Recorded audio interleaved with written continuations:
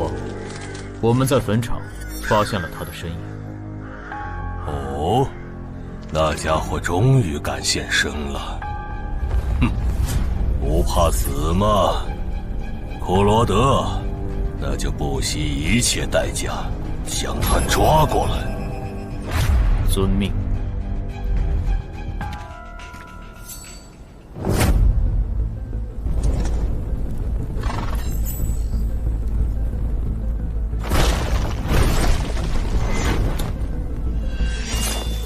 是不是打败你，才会放过我？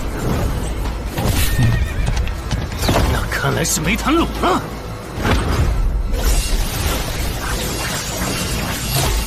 这下躲不掉，也来不及格挡。这就是你的实力。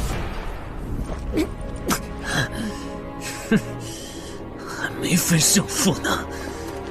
敬酒不吃吃罚酒。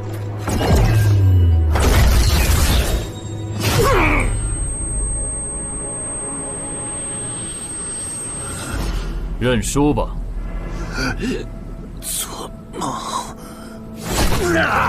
灵。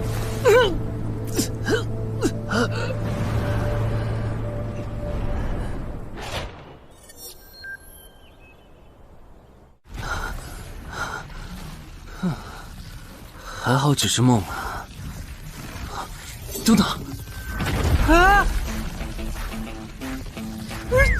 这地下城入口竟然真的烧到我家里来了！2030年，世界各地相继出现地下城入口，入口无法被破坏，但攻略地下城可以使其关闭。如果未能在规定期限内攻陷地下城，那么该地下城入口将翻转，地下城内的怪物将涌入这边的世界。冒险者周刊报道显示，步入地下城并存活的人类将成为冒险者，人均1000万富豪。对普通人来说，冒险者就是一步登天的门票。所以你过去3年的冒险家生涯，为你赚取了超5亿美刀的财富。当然，对于刚刚成为传说级冒险家的我来说，这只是个开始。但少有人知道，每一位高等级冒险者的背后，都有许多普通冒险者和无辜平民的牺牲，而我们的主人公陈海，恰好是知晓这一秘辛的少数人。你还真是给我出了个大难题啊！能让人一夜暴富的地下城，可对我来说也没啥用啊，毕竟我又不缺钱，而且我记得地下城的死亡率好像很高，搞不好我会死啊。要不把它上交给官方冒险者协会算了。谋杀岛慢，但放这也不是事啊。这样，我先瞅瞅这地下城啥类型，要是死亡率低，我就自己搞定；真搞不定的话，再搬家，然后报警。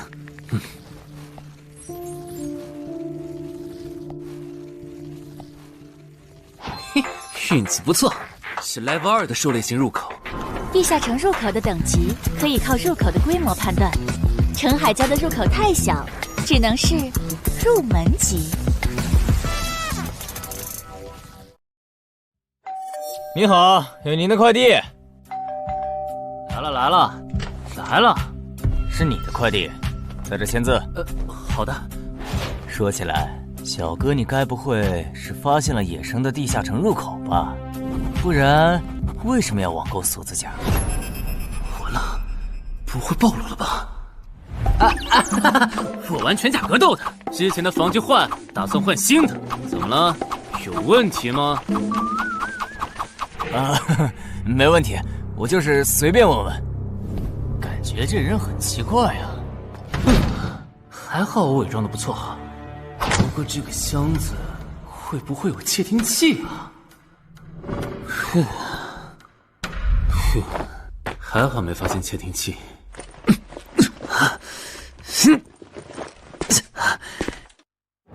有点重，还有胸口也有一点点闷。走起来倒是不影响，还行。那么，出发吧。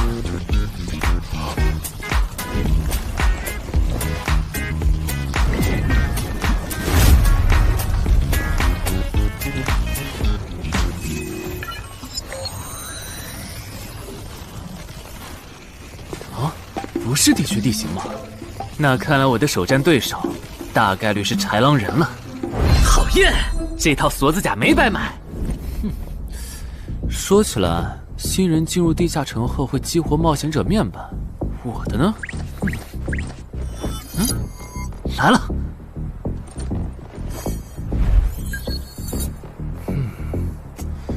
我记得普通人基础属性是10点，8点算弱，14点就很牛了。但智力有16点，真没想到啊！虽然智力和魅力是前期最没用的属性，但16点的智力，就算是协会或者财团内部也不多见吧？膨胀了，膨胀了！冷静，冷静，看一下地下城的脱离条件吧。脱离条件：杀死任意一只潮汐鱼人。通关条件是全灭一个潮汐鱼人小队。等一下，为什么是鱼人呢？我血产过敏啊！就不能给我安排点正常的对手吗？啊！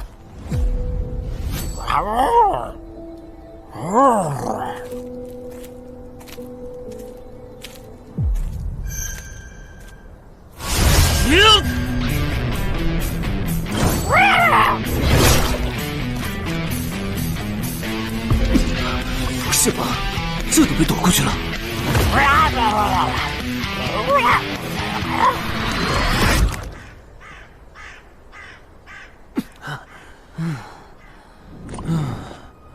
不是，这个地下城的难度标注是不是搞错了？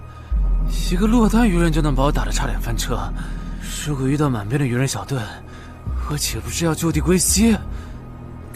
啊，等级增加了2级，菜鸟，获得称号未与潮汐鱼人五五开，这玩意儿侮辱人是不是啊？算了，今天就到这里。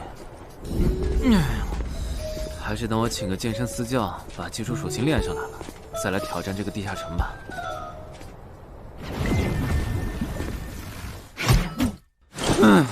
累死我了，半年的运动量都干出来了。又咋了？哦，任务结算呢？我记得地下城的任务结算好像也能爆出奇物的。嘿嘿嘿，我的要求也不是很高，给我瓶加属性的秘药就行。菜怎么了？谁还不是从菜鸟过来的？气死我了！罢了罢了，有总比没有好。让我看看这个保温杯有啥功能。该物品每天可以凝聚500毫升纯净水，可升级。这垃圾东西谁要啊？气死我了！你好，我预约了安教练。哈，您就是陈海先生吧？安教练已经在 VIP 室等您了，请跟我来。好的。没想到东山这样的小地方，竟然也有专门为新人冒险者和冒险者候补提供塑身服务的健身教练。冒险者的6大基础属性中，力量、敏捷和体力是可以通过锻炼得到显著增长的。这1年的健身费也太贵了，都和我一本新书的版税差不多了。不过只要能让我的身体素质在短时间内得到显著提升，陈海先生，这点钱就花得值。陈海先生，您之前有过健身经历吗？没有。那为什么要花这么多钱请安教练？新手打基础的话，请普通一点的教练就够用了。还是说，陈海先生，你已经成为了新人冒险者，比较赶时间？这旁敲侧击的，还真是够直接的。哼，有条件的话，那肯定要请最专业的，以冒险者为目标。普通教练不能算是好的选择。这样啊？我总不能和你说实话吧？那您应该能和安教练聊到一块儿去。嘿，宗山市最好的健身教练会是啥样的？好紧张！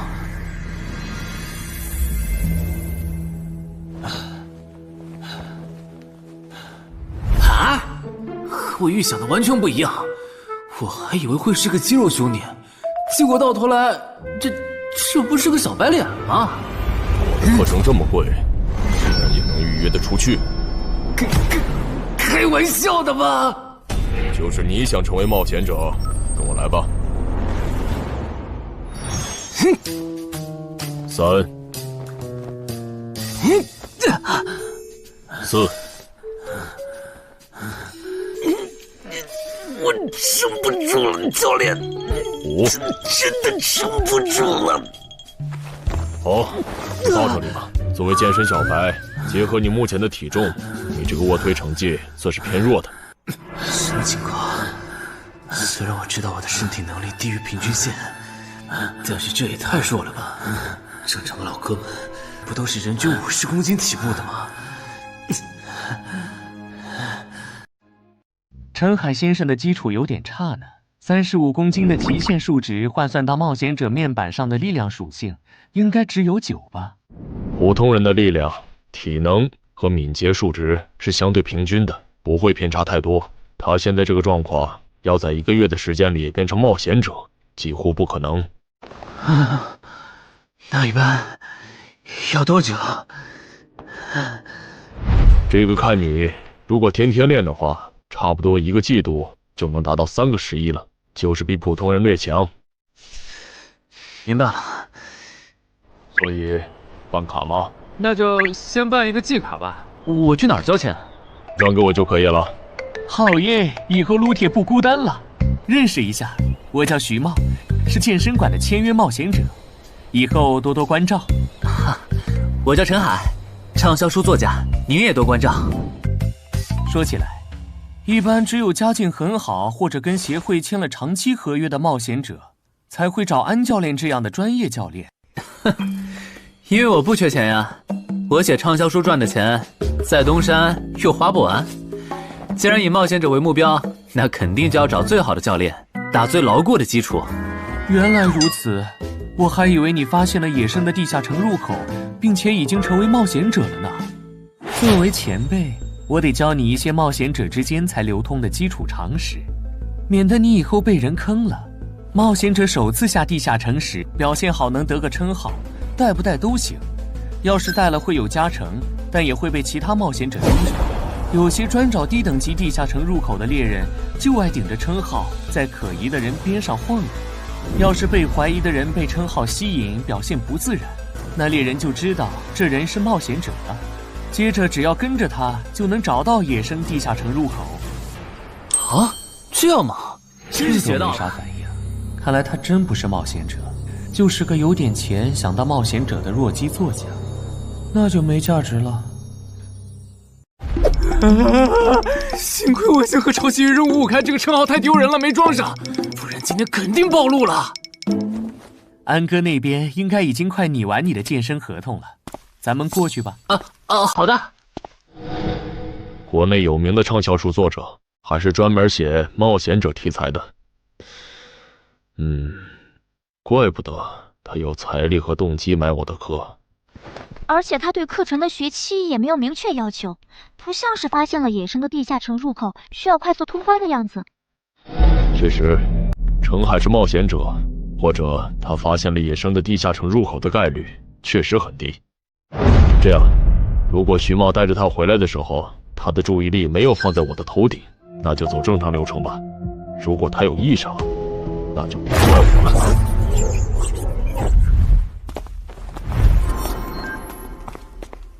合同拟好了，你看完如果觉得没问题就签吧。好的。喂，不是吧？连健身馆的3A 级教练也……这边。那小子刚才看我的时候表情正常，看上去不像是刚发现地下城入口的小白。徐茂，你没做多余的事吧？怎么会呢？我可是健身馆的签约冒险者。那就没有持续关注的必要了。这份是您的，请收好。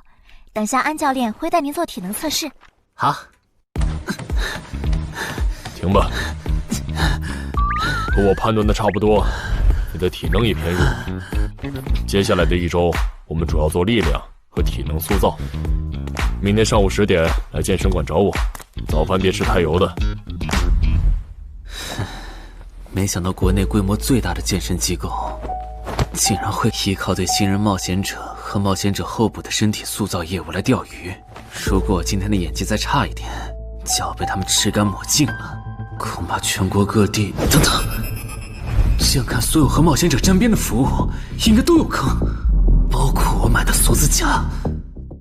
还好我当时觉得在同一家店购买防具和兵器的行为有点不打自招，不然网购锁子甲的时候就暴露了。看来我还是低估了冒险者这个职业的潜在风险。得调整一下计划了。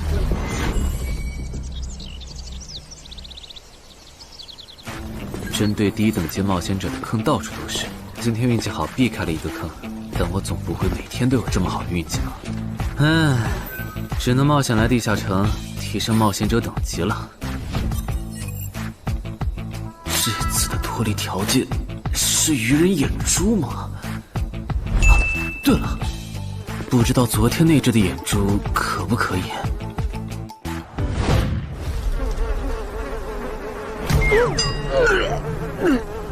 早都被啃光了呀！看来这附近有类似野狗的生物。不过好在眼珠还在。好耶！今天可以不用战斗了，等下只要记录一下这地下城的地形。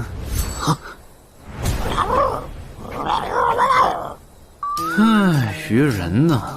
我还以为是什么呢，吓我一跳。只是一只落单愚人的话，我根本意识很好，2只我肯定打不过呀！快润！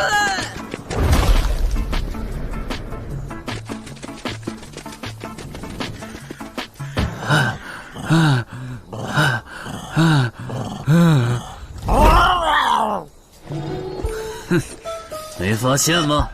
你和你的同伴跑散了。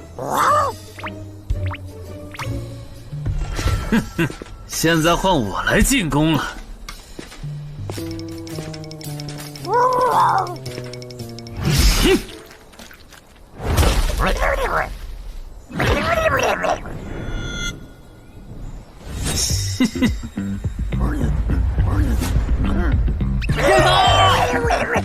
别跑！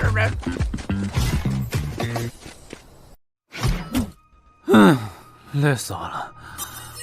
不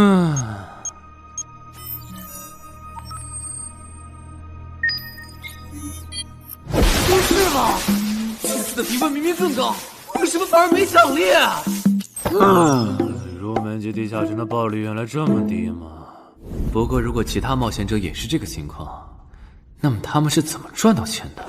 还是说有什么常识是别人知道，但我不知道的？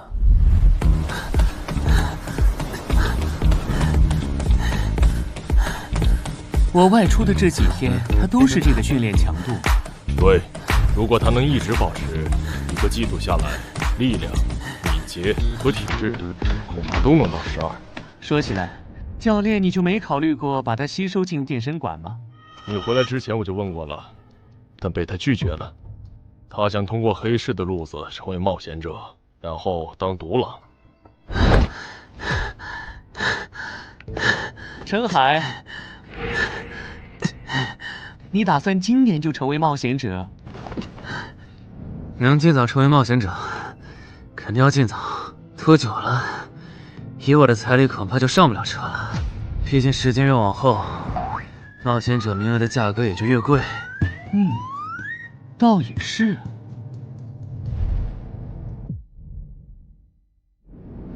算上前天安教练的招揽，我大概可以肯定，徐茂和安教练已经排除了我拥有入门级地下城入口的可能了。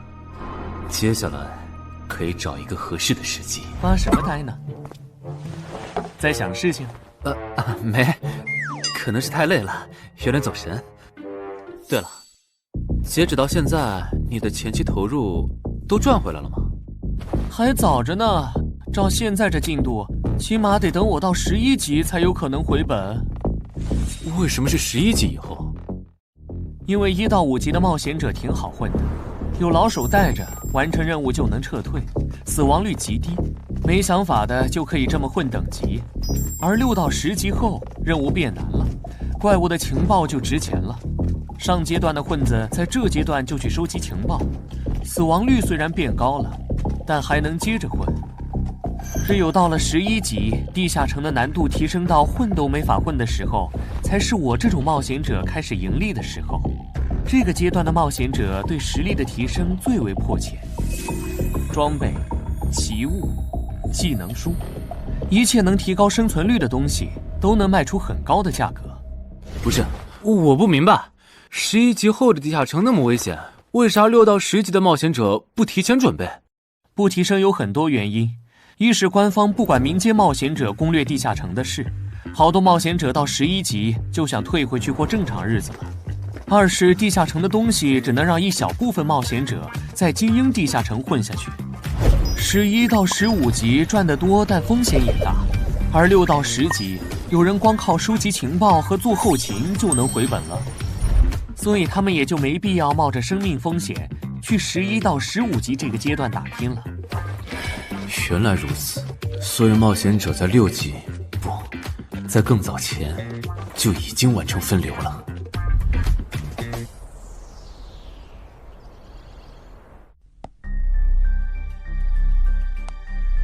原来有很多人靠卖靠谱攻略和情报赚钱。不过更让我惊讶的还是这件事。同一个地下城，冒险者就算反复刷脱离任务，也只能得到1次结算奖励。这样看，这个地下城入口能为我带来的价值，就只有通关奖励，以及将普通人转化为冒险者这2点了。我还是尽量单刷这个地下城，先用徐茂教我的方法收集情报为主，然后再考虑要不要继续当冒险者了。脱离条件找到湖？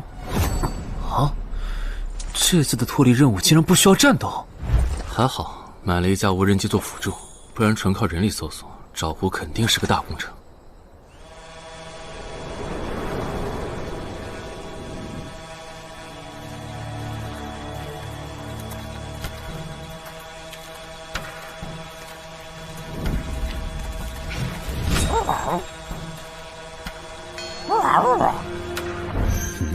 这是什么？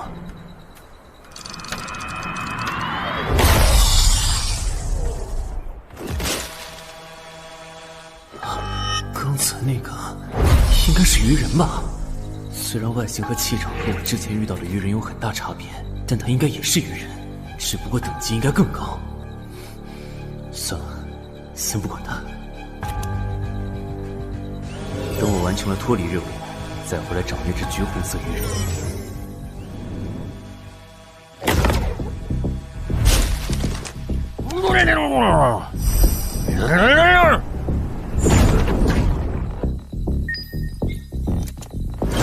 找到了！哼，怪不得森林地形的地下城会刷出鱼人这种怪物，原来森林深处藏着一个这么大的湖吗？这样的话，脱离任务就算完成了，不用和鱼人接触可真好啊！接下来，是那只橘红色的特殊鱼人。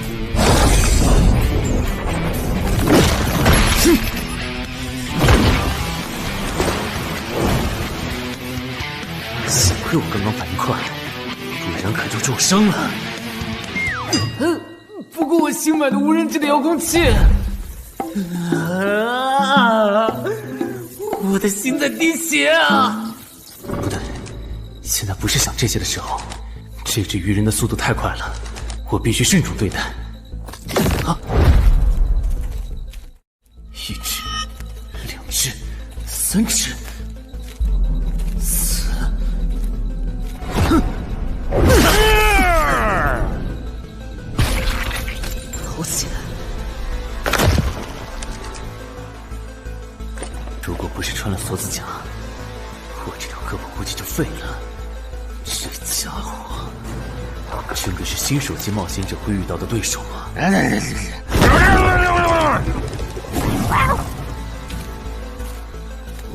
如果只是和这只橘红色鱼人单挑也就算了，关键我还得抽出一部分精力来处理身后这几只杂兵。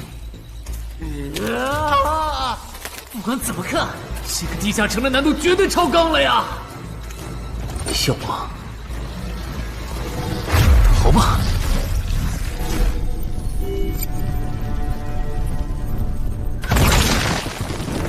我说玄岁，你这样很像是在虐尸出气。有吗？归根结底，还不是这只哥布林太弱了，扛不下我的拳头。能扛住才怪呢！你这样的怪物在入门级地下城里，怎么可能会遇到对手吗？有的哦。如果我能遇到传说中的 bug， 只要能从他们手底下活下来，我就能拿到补偿奖励奇物升级券。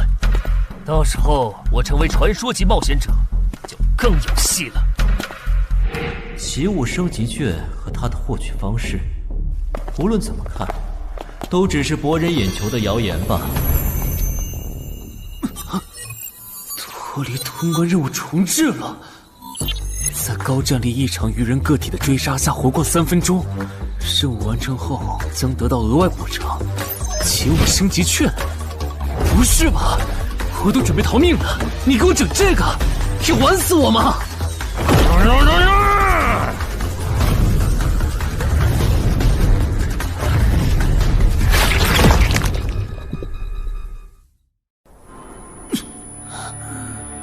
我这算是逼上绝路了吧？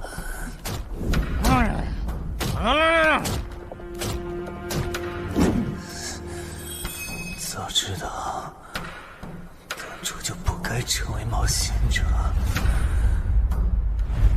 好好当个畅销书作家不好吗？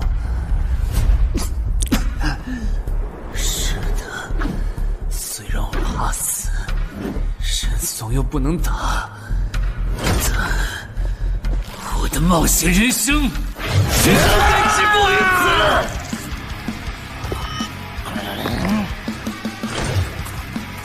想想，我现在还有什么牌？我现在还能打出什么牌？使用称号，我与潮汐鱼人五五开。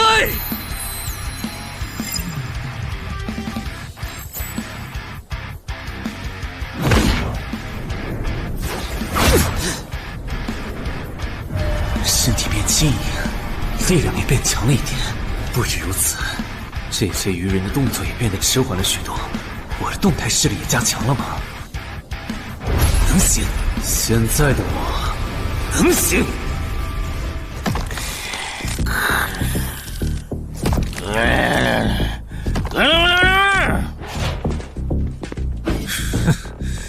没想到高级鱼人说的话，我竟然能听懂。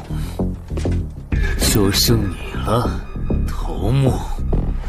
我是干掉了这只下级士兵，别再得意忘形了啦！我知道的，即使身体能力获得了大幅度提升，穿上这一层锁子甲的我，依然不具备能和这只橘红色鱼人拼速度的可能。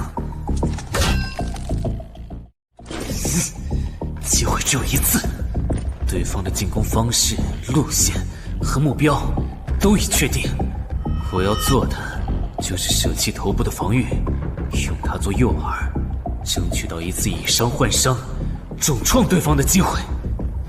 如果这一次机会我没有把握住，那么吃到教训的他，必然不会再给我翻盘的机会了。这种生死皆在一瞬间的体验，真让人血脉喷张，沉醉其中，无法自拔。就是现在！我这不是挺能敢怎么？不可能，绝对不可能！开什么玩笑？我居然会被这种弱者可恶！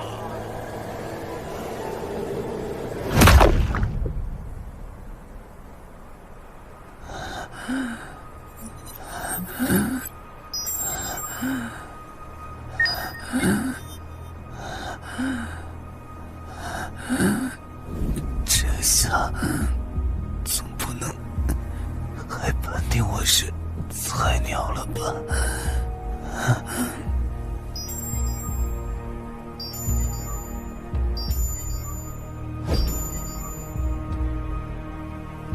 平平无奇的保温杯吗？对，平平无奇保温杯是要起雾升级券。啊！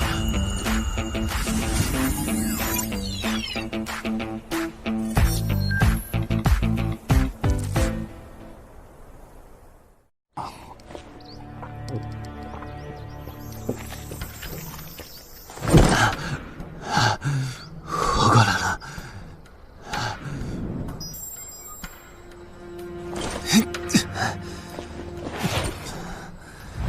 已经愈合了。冒险者面板，冒险者等级竟然提升了，不过还是菜鸟。哦，感知也提升了一点，还获得了一个新称号——至死地而后生。哼，倒是个意外之喜。再看一下通关任务重置后变成什么了。挑战等级上升了，脱离任务刚刚也完成了。不过这通关任务，捣毁潮汐鱼人的孵化池吗？算了，这个通关任务明显不是现在的我能处理的。溜了溜了。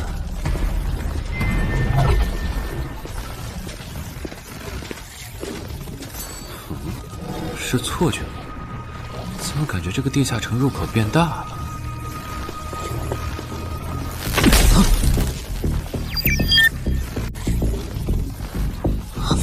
等级不足，这个地下城升级了。这么看来，我刚才完成的脱离任务，其实来自更高等级的地下城。怪不得任务难度提升了那么多，脱离任务掉落的奖励这么丰厚。隐藏之夜，我没记错的话，论坛上有个大佬，好像一直在强调这个东西的稀有性和重要性来着。哼，那必须要转职啊！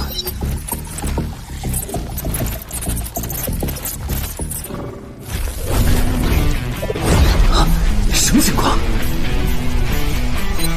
感知竟然提升了，死亡行者也算是新职业了。越接近死亡的话，属性点提升就越大，可以1至4点。啊，刚刚是啥玩意儿？我家？这就是感知16以后的世界吗？即使闭上双眼，我的大脑依旧能够准确勾勒出客厅每一角。真不敢想象，20点感知的人类眼中的世界又会是什么样子。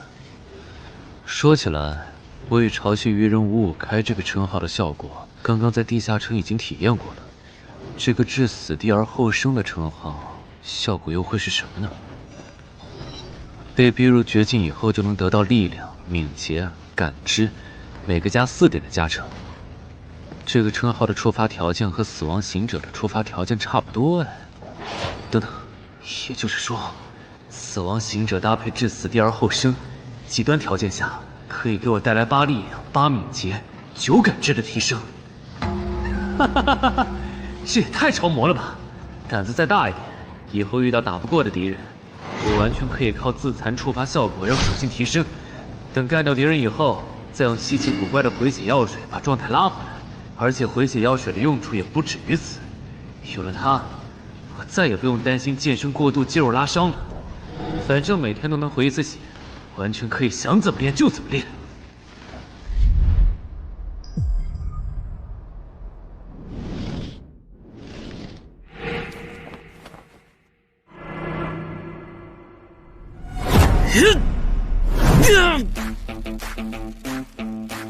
真惊人，只用了不到2个月，就达到了正常人要用1年才能取得的成果，至少有16，甚至都有可能17或者18了。陈海还在练呢，恭喜啊！你现在的力量、敏捷应该已经到达12点了。以你现在的身体素质，准备充分的话，是完全有能力完成新手级地下城的脱离任务的。真的不考虑加入健身馆，成为这边的签约冒险者吗？我可不想当一个会被合约束缚的冒险者。那真是太可惜了，我还以为能和你成为同事，以后一起攻略地下城呢。不是同事，也能一起攻略地下城啊。对了，我打算从散人手里购买冒险者名额，这方面你有什么忠告吗？忠告吗？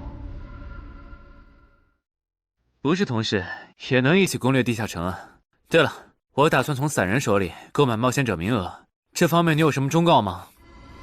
忠告嘛，那我推荐你去找散人联合。散人联合？我没记错的话，他们好像是国内最大的散人集团吧？对，如果你想走黑市的路子购买冒险者名额，那么我只推荐你选择由散人联合提供担保，或者他们自营的低等级地下城入口。为什么？我感觉找独狼冒险者明显更好啊，省钱又省力。因为涉及到冒险者名额买卖，无论买方还是卖方，其实都存在巨大的交易风险。卖家怕遇到伪装成萌新的入口猎人，买家怕交了钱对方不办事。但有散人联合的介入就不一样了，虽然他们的佣金很高，但是作为冒险者资格地下城相关产出生意的龙头，他们为买卖双方提供的契约书还是很值得信赖的。原来如此。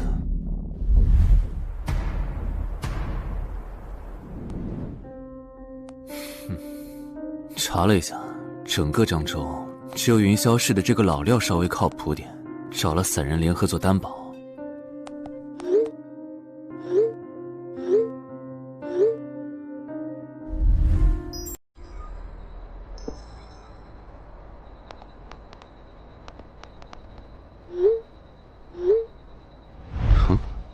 这边，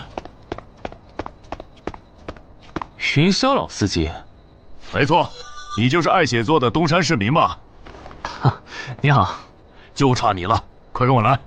签完契约书以后，我好带你们去地下城。好了，契约的内容分3项：一，交易完成前尾款将我方承担；二，双方都不能做出违反安全协议的行为；三，不能向任何人暴露此地下城入口的具体位置。诸位对契约内容有疑问吗？没有。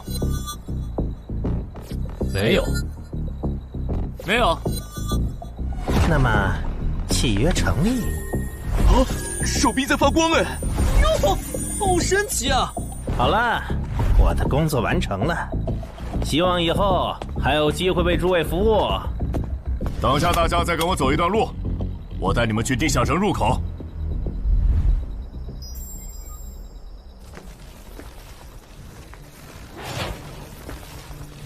这个地下城入口的位置确实隐蔽，难怪没有被官方和云霄市的资本发现。好了，大家排好队，按顺序进入。我先走一步，给大家带路。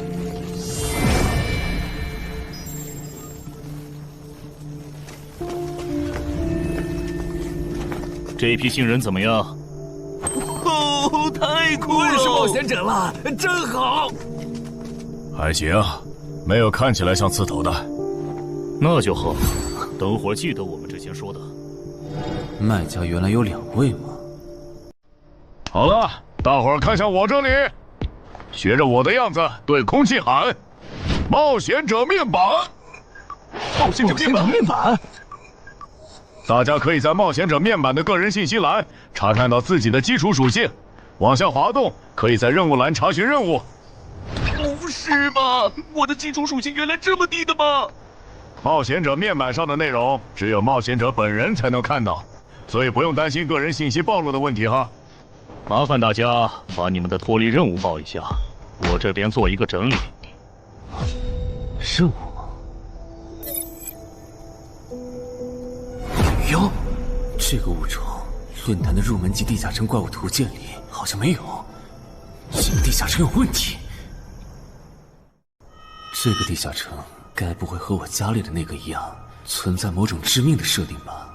基于幸存者偏差，如果一个入门级地下城的怪物没有被收录进论坛的新手常见怪物图鉴，那只有2种可能：要么它确实很罕见，要么就是遇到它的冒险者基本都死在地下城里了。警告！警告！此人违反了安全条例，未说出正确的脱离任务。那个眼镜男说谎了？不是吧？这才哪儿到哪儿啊？就有人触发安全条例了？你听我解释，这肯定是他出 bug 了。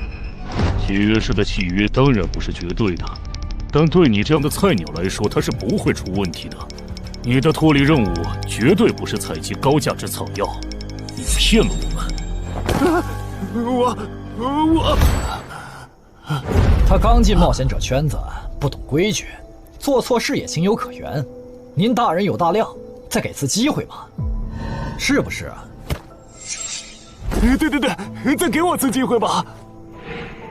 下不为例。大家再说一遍自己的脱离任务哈，这次别搞错了。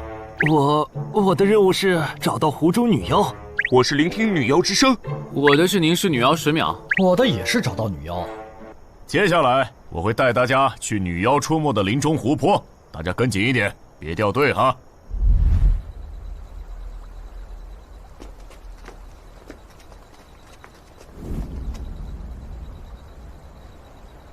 冒险者面板。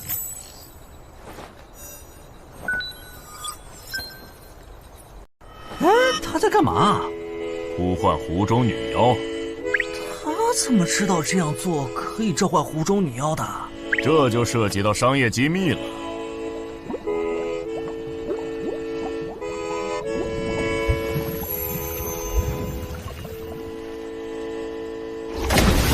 女妖出来了！我的脱离任务完成了，我的也完成了。8、9、10。大家把耳塞戴一下，女妖马上就要唱歌了。不戴的话会怎么样？女妖的歌声会破坏你的大脑。刚成为冒险者的 Level 1萌新，一整首听下来，大概会当场暴毙吧。什么？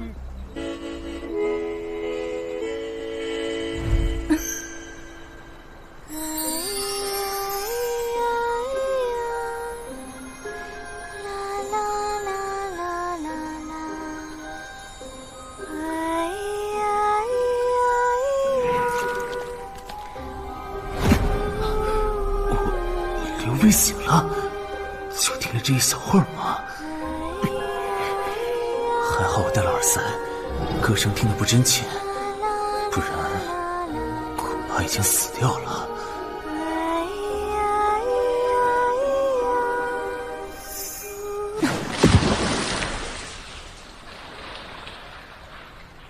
大家的脱离任务都完成了吧？都做完了，那咱们就原路折返回去了哈。搞笑，让我们原路返回？来之前我已经查过了，地下城里的植物和矿产都是很值钱的。你这么急着赶我们走，不会是想要独吞这个地下城的产出吧？我们可是付了钱的，为什么不能在这个地下城采集高价值草药和矿产来回血？等一下，咱们的契约书里可没有这条。但也没有不准我们完成脱离任务后采集高价值草药和矿产的条例吧？原来冒险者还可以在地下城内采集草药和矿产的吗？你不知道吗？其实大部分冒险者并不具备通关能力的，他们主要的盈利方式就是搬运地下城内的物资和收集怪物情报。你是觉得脱离任务已经完成了，我们又碍于契约不能对你出手，所以可以发难了是吗？不然呢？真是笨蛋。但有一点你没考虑到，那就是我并没有和你们签订契约啊。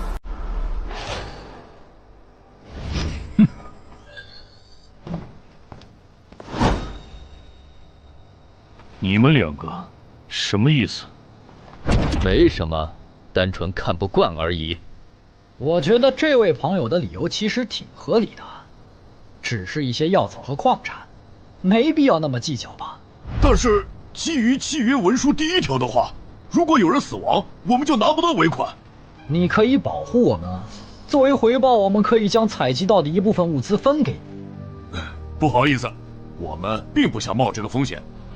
真的只是因为不想冒这个风险吗？难道不是因为这个地下城藏着别的秘密，你们怕我们发现它吗？我明白了，你不是新人冒险者，你是奔着通关任务来的。老六，你应该能感受到吧？咱们之间谁更强？可恶！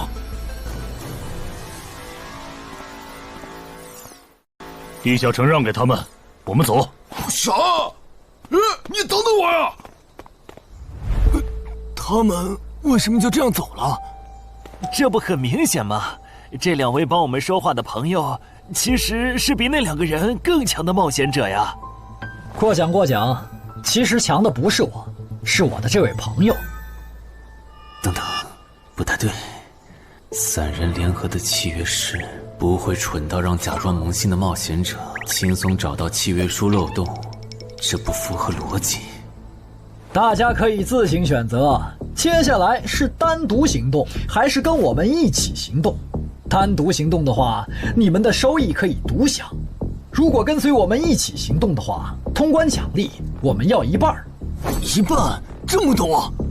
这叫多？你没仔细听吗？是通关奖励的1半。这2位资深冒险者的目标是通关。新人冒险者的通关率一般只有10%，甚至更少。就算分出去1半，我们也领先了90%的新人冒险者。大叔，你别得了便宜还叫委屈啊！所以这其实是好事。对新人来说，第1次通关时间是重要分水岭。新人冒险者越早拿到通关奖励，未来的冒险者之路就会越顺畅。那就是说，就算我只拿到1半的通关奖励，也会比绝大多数同等级的冒险者要强吗？如果你没有浪费这些开局资源的话，确实是你要强一点儿。请让我也加入你们，也包括我。我也要。那帮没良心的，签契约书前都说好了，只涉及脱离任务，其他不包的。任务一完成，他们就变脸了。差不多得了，都走了这么远，他们不可能再跟着了。你不用演了。哦。不过你这次演技提高了不少嘛。刚才我一度以为你打不过那个顶着战斗专家称号的冒险者来着。我确实打不过他。啊？不过他也很忌惮我就是了，要不然不会用劝退的方式赶我走。原来如此，那你觉得他们能通关吗？可能性太低。个人判断，这批冒险者里，最多只有1到2个幸运儿能活着走出这个地下城。什么嘛，这不就和之前的几次一样了吗？真没意思。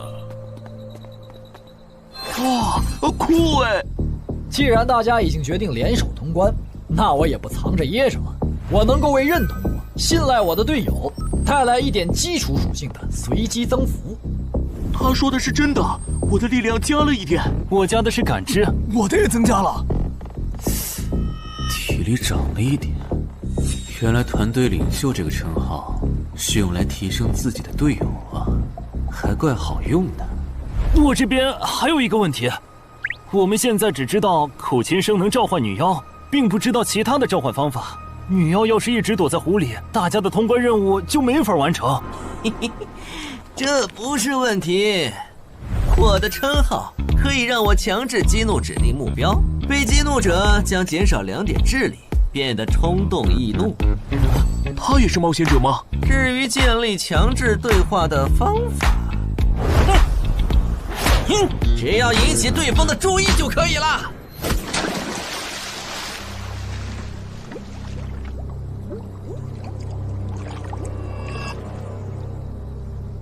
蠢货，你过来呀！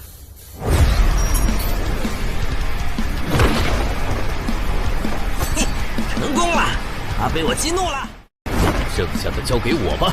大家散开，让战斗专家来先试女妖，其他人换上耳塞，在外围找机会。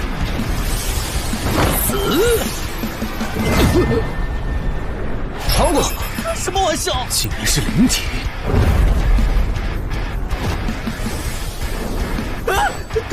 等一下！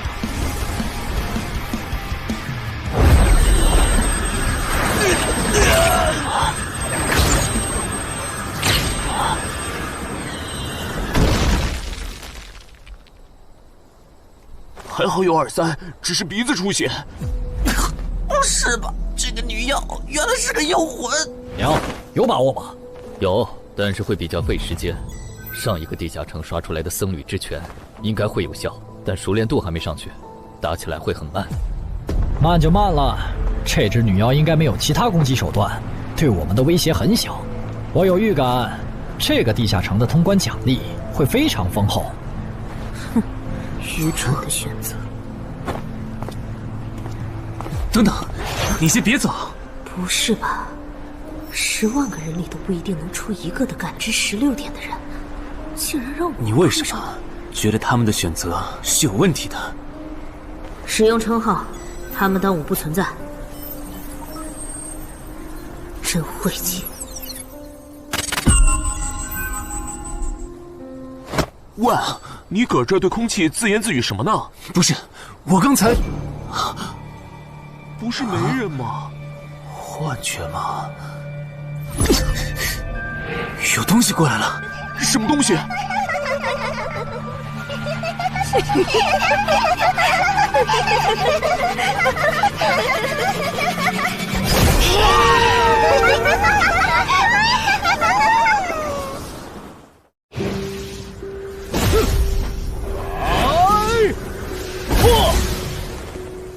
有效果了！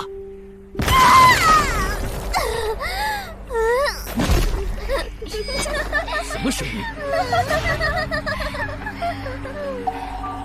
我们搞错了，这个地下城不止一个女妖，那2个卖家没安好心。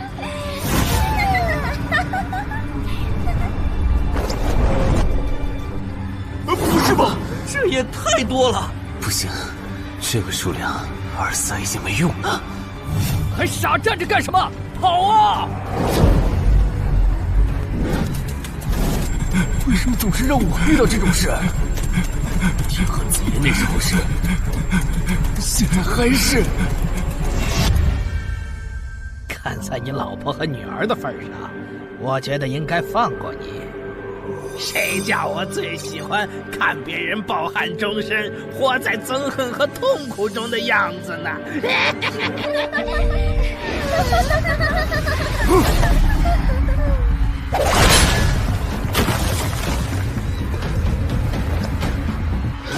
你们以为我是谁？给我滚开！妈妈，我错了。来呀，也不怕你们！来呀！被摆了一刀啊！怪不得那2个入口持有者的契约没限制3级以上冒险者进来，原来是想引4到5级的冒险者来通关。等我们团灭后，就进来捡我们的通关奖励，真是好算计。关于如何杀死这些女妖，你有建议吗？这声音，有建议就赶紧说。女妖不光靠声音攻击，还有别的攻击手段。我费了听觉才勉强躲过第1轮奸笑。你是爱喜做的东山市民？对，真是看走眼了。没想到你一介新人竟然比我们这些老手反应还快。但是你不是听觉被废了吗？怎么还能听到我说话？好，我感知16，可以读唇。原来如此，这个地下城我认为是无解的。那些女妖能免疫一切物理攻击，老实说，这根本就不是正常4到5级的冒险者小队能处理的。哦，所以你也没有办法。还有一个办法，除了僧侣之拳，阿良还有一瓶被僧侣祝福过的神油，涂抹长剑后，应该也能伤到那些女妖。不过，这也就给你能伤到他们的力量。我不信新手冒险者能从这么多幽灵的围攻里杀出去。但总不能坐以待毙吧？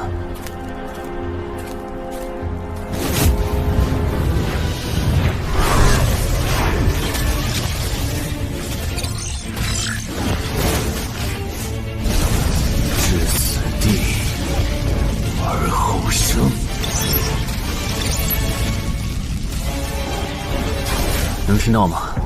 我问过你的同伴了，他跟我说，要通关必须从你那里拿到被僧侣祝福过的神油。通关吗？能帮我拿一下吗？不好意思，我眼睛瞎了，恐怕没办法操纵冒险者面板取出你要的东西。这样吗？不过我还有一个办法可以让你得到它。什么办法？你干什么？就是以死后掉落的形式让你获取。其实我也不是非要那罐油杀人夺宝不可。20点的敏捷足够我甩开女妖逃出地下城了。我就是想试试能不能通关。虽然无论怎样，你都不可能活下来。哇，真的很吵啊！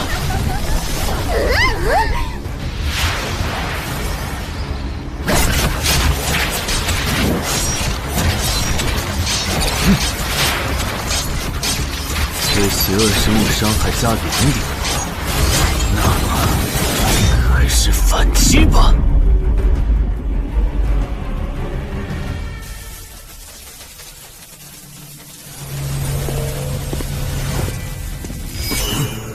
好像有人从里面走出来了。哪有人啊？你看错了吧？不是，我真感觉到了。果然，他们那不能攻略的地下城设陷阱，引同等级冒险者来做通关任务，把人坑死在里面，接着捡掉落的东西，或者等冒险者重伤出来就杀人夺宝。雇主的儿子应该就是这么被害死的。食腐秃鹫是指利用高难度地下城坑杀同等级冒险者，然后拾取对方掉落的堕落冒险者。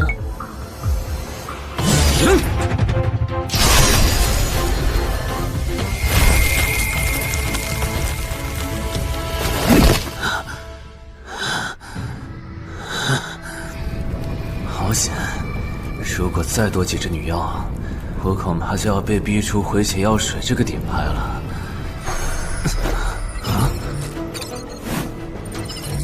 您的绝妙操作取悦了路过的死亡主宰，得到其恩赐，亡灵亦不能杀死我。该恩赐可以使您豁免一次来自亡灵生物的死亡判定，免疫一次来自亡灵生物的死亡判定。好霸道的额外奖励！额外奖励都这么丰厚了，合并结算的奖励还高于单独结算，那么肯定要合并啊！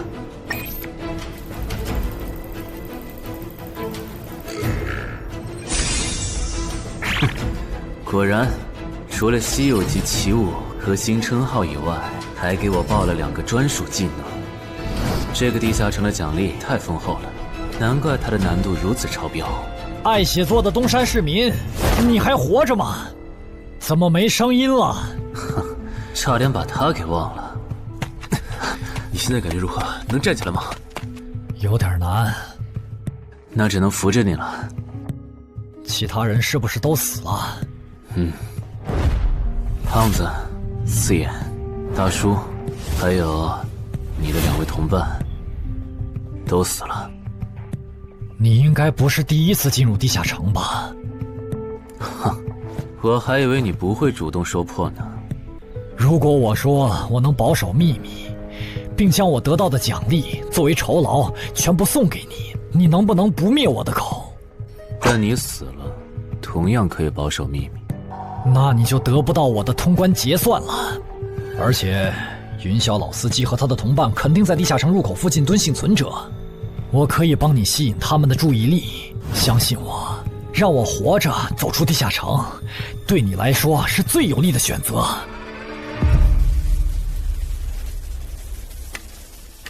看到了吗？这才是真有人出来了。哎呀，刚才那次算我看错行了吧？等等，地下城在坍缩，他们通关了。不对，小心右边的冒险者，他绝对不简单，可能是狼。先干掉一个弱的，接下来到你了。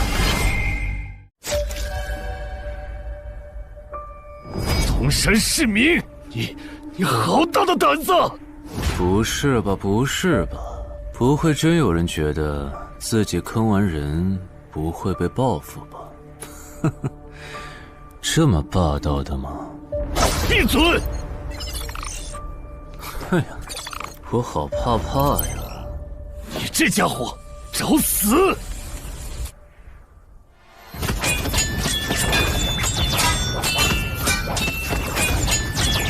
这俩人相互厮杀的程度，有些7级甚至8级的冒险者都没这么夸张的速度。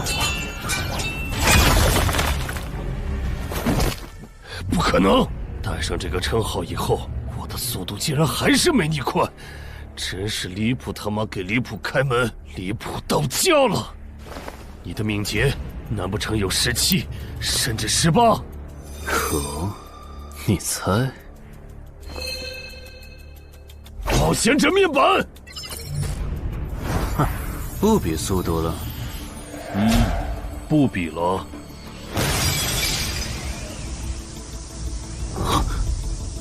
这本来是为那个战斗专家准备的，不过给你也没差了。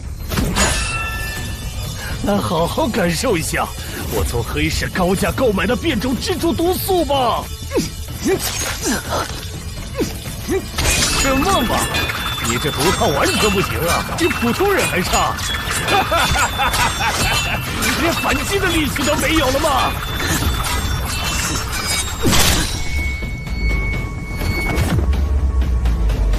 太慢了，太慢了！你这样是伤不到我的。哼，蜘蛛毒，这就是你为我们准备的手段？怎么样，喜欢吗？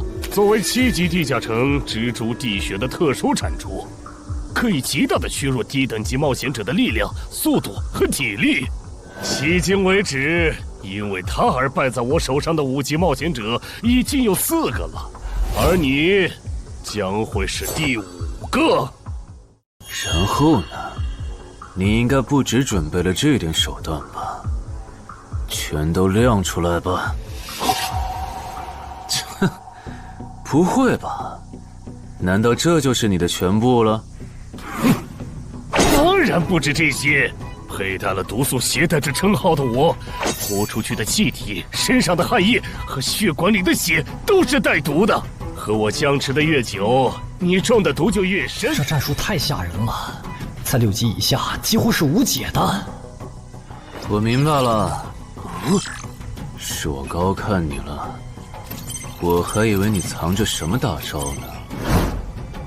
关闭技能，与死亡共舞。不可能！怎么还有这么快的速度？哼，你猜？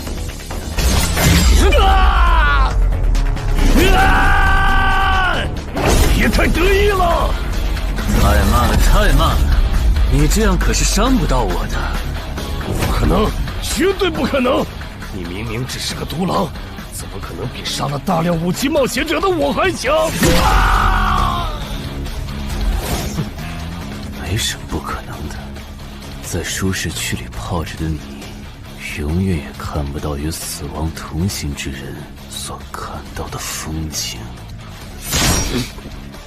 但是，溺死的往往都是会水的，散人只有劣势更弱小的散人，才能积攒出大量的财力和武力。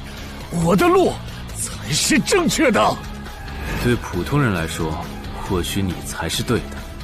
不过，在我看来，与死亡同行之人，如果走到了极致的话，未必不能超越死亡。不是吧？那么强的人，竟然这么轻易的被……啊！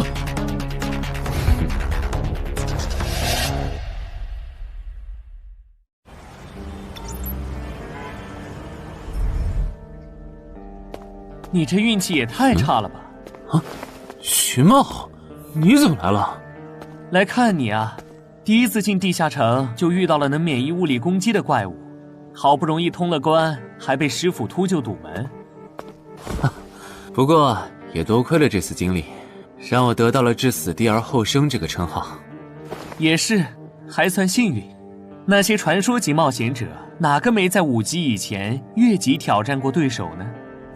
对了，个人建议不要让别人知道你的主要称号，情报泄露是很致命的。冒险者要防的不只是地下城的怪物。原来如此，学到了。虽然女妖之森的入口持有者，官方说是被另一个幸存者杀了，但我查过，那人主要称号侧重团体战斗，单人作战能力没强到能杀掉2个石斧秃鹫，所以怎么了？我脸上有什么东西吗？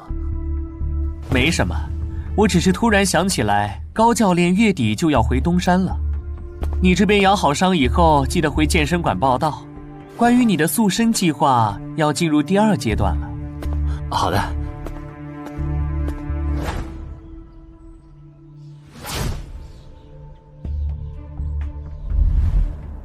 你不打算做攻略型冒险者了？没错，这次地下城经历让我明白，我没当传说级冒险者的本事。与其在这阶段的地下城拼命，还不如到6到10级的地下城多弄点钱，然后就隐退。哎，不过你和我不一样，你有成为传说级冒险者的潜力，但前提是你得改掉独狼的习惯。为什么这么说？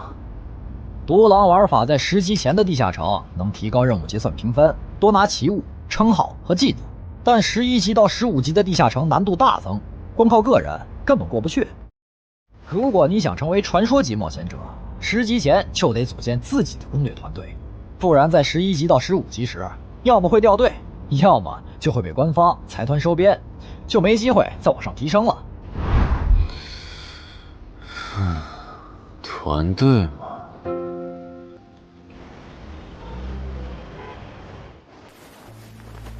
害死我儿子的秃鹫们已经死了，杀死他们的人就在这2名幸存者之间。你认为谁才是帮我儿子报仇的恩人？他。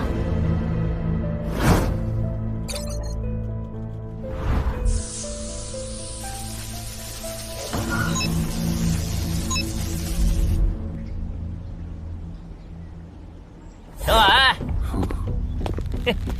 你就是女妖之森的通关者陈海吧？我们对你在女妖之森得到的通关掉落很感兴趣，你开个价吧。不卖。他说不卖，他不会真的以为我们是在跟他商量吧？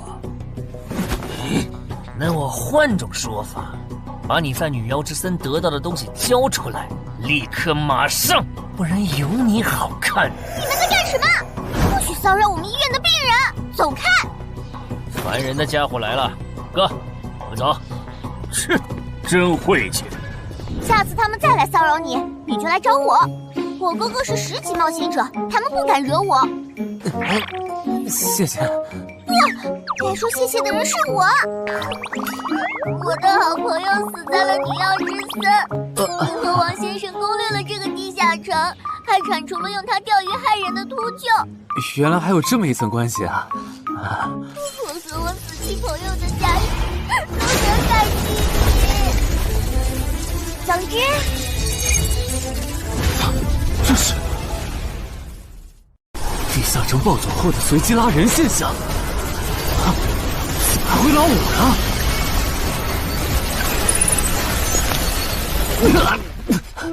突！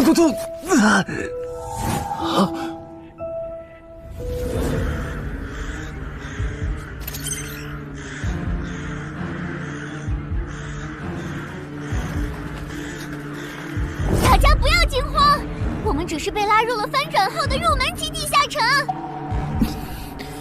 不是吧？我就来医院看个牙的功夫，怎么就被拉入地下城了？现在请大家跟我一起打开冒险者面板，确认你们的脱离任务。展开面板。5级的生存力地下城，哇，这次可能要死很多人。么？云霄市医院发生入门级地下城翻转现象，有20人因此凭空消失，周德也在这20个人里。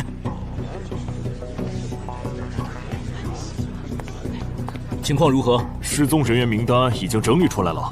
被卷入地下城的一般民众有17人，冒险者3人。我们还找到了失控的地下城入口。不过什么？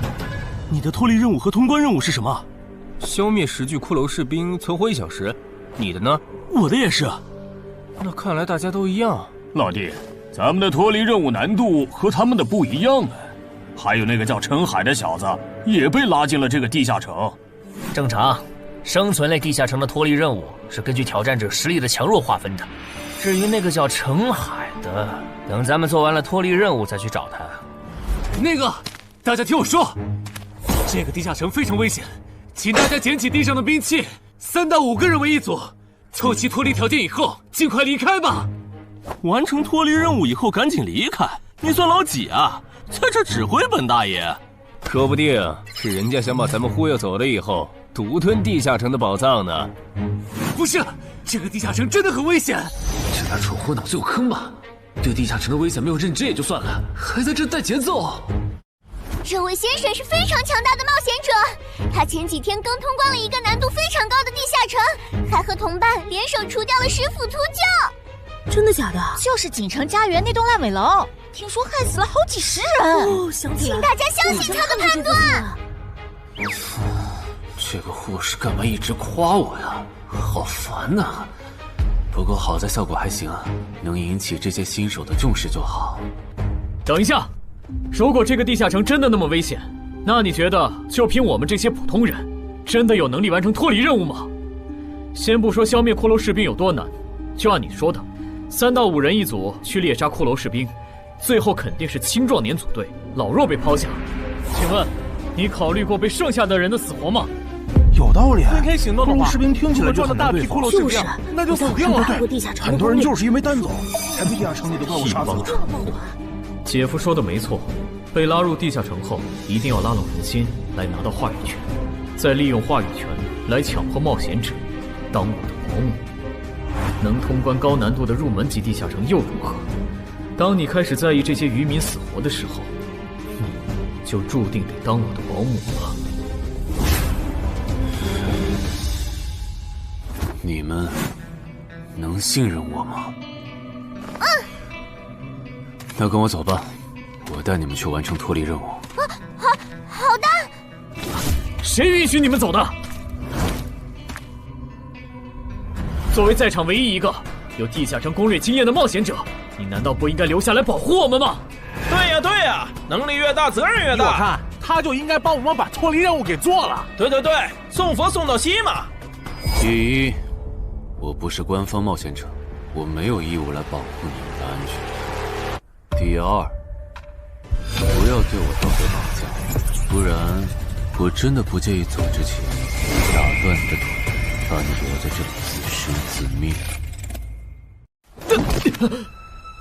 这人怎么这样啊？保护老弱不是最基本的道德吗？活该他不是官方冒险者，看来道德品质不过关。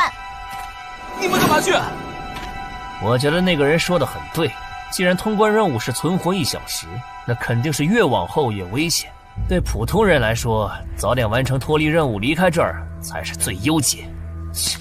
不走留着被你们道德绑架，免费当保镖吗？我们又不是傻子。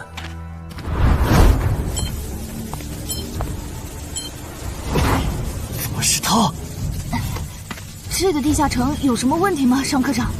这个地下城最大的问题在于，接下来的1个小时，能有几个人活着走出来？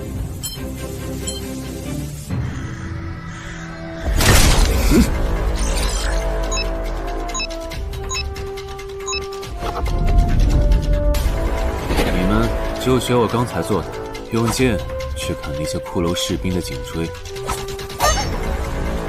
那你呢？又来了！我嘛，就用我的老火箭和他们练练。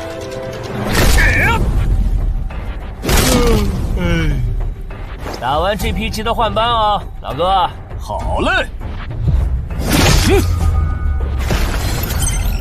骷髅士兵不刷新了，看来并不是无限的。好消息是新人的压力小了，坏消息是我这样的老手完成任务更难了。这周围的骷髅士兵被咱们刷光了，换地方吧。好。受伤的人往后退，剩下的2人一组，交替清理从地里爬出来的骷髅士兵。再战40分钟，大家就可以回家了。好。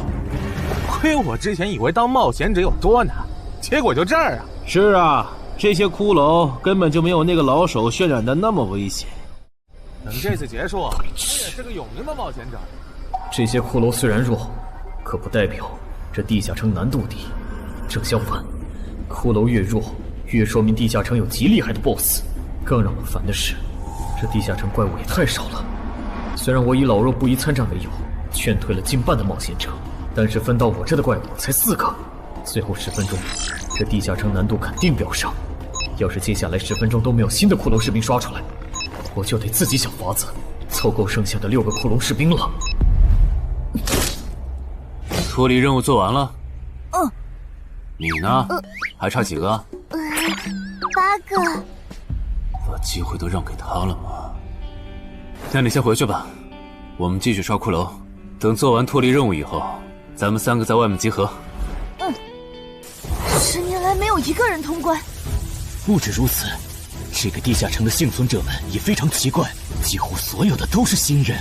怎么会有这么奇怪的地下城？正常不都是冒险者越强大生存率越高吗？因为这个地下城有一个被称为强者坟墓的机制。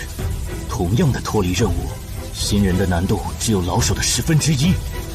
当新人完成脱离任务离开的时候，实力远超冒险者的地下城 BOSS 会主动追杀冒险者。好多老手都栽在这机制上。周德，快点察觉到，这个地下城的本质是谁最先完成脱离任务，谁才能活下来的竞速比赛。好心的冒险者哥哥，护士姐姐，再见。拜拜。再见。等下遇到的骷髅士兵，我多分给你一点。你先完成脱离任务，和他在外面会合。好的。有人完成脱离任务出来了。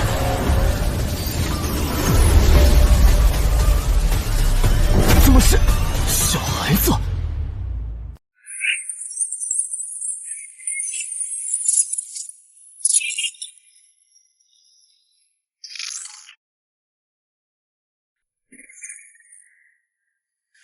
有人离开这个地下城了。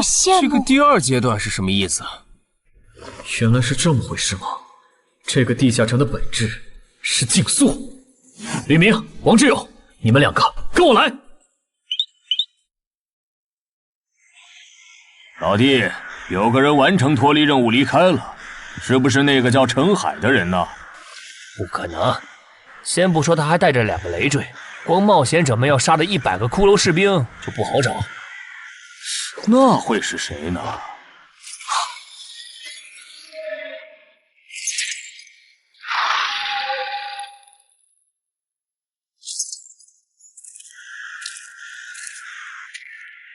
叫我们跟着他出来，都走这么远了，也不解释一下。如果遇到大群的骷髅士兵，咱们算就完了。闭嘴吧，他这么做肯定是有原因的，你没注意到吗？他是看到任务栏变更以后才叫我们出来的，恐怕他比我们更清楚这个地下城发生了什么。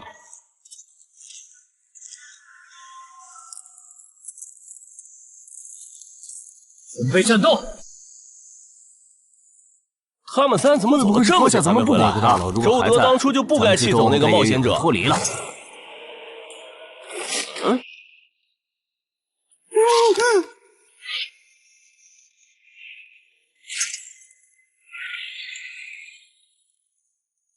周德、吕明，你们2个王八蛋，竟然拿我当挡箭牌，用完就丢！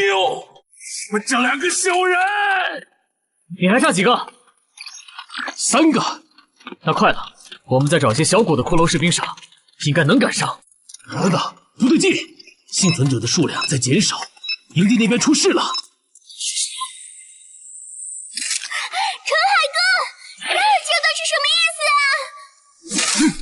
可能是难度提升，接下来会出现更强的怪物的意思吧。这个你别管，你的脱离任务做到哪儿了？我看看啊，陈海哥出事了，其他人都死了，现在只剩4个幸存者了。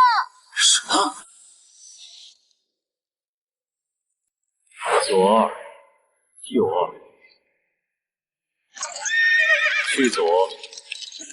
都说了，是这个地下城的 BOSS 降临了，要想活命，必须就地折返，在 BOSS 找到我们之前，完成脱离任务。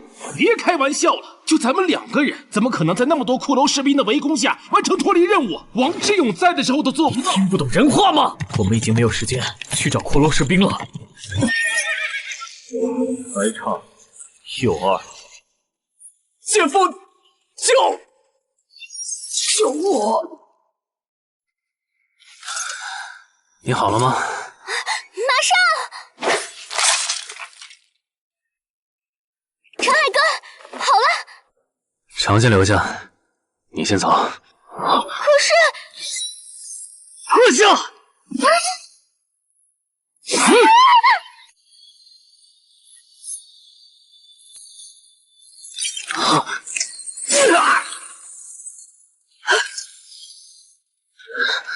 好强！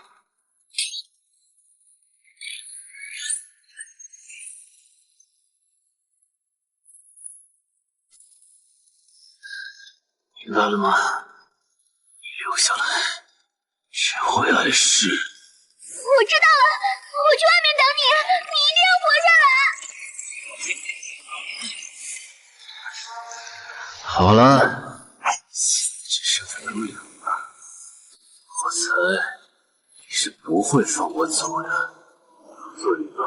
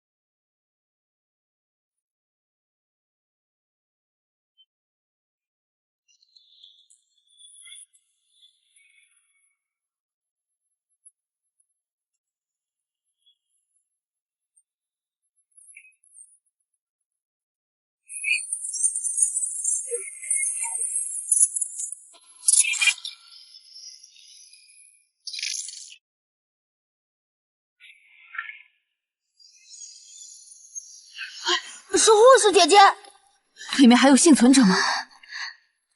有，但是陈海先生他……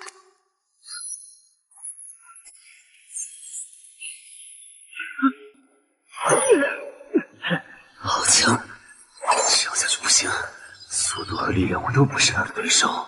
就算能大概猜出他下一步动作，可因为一直忙着抵挡，一次出错的话就得死。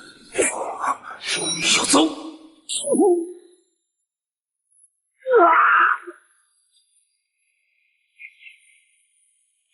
这么巨大的实力差，你还能跟我过几招？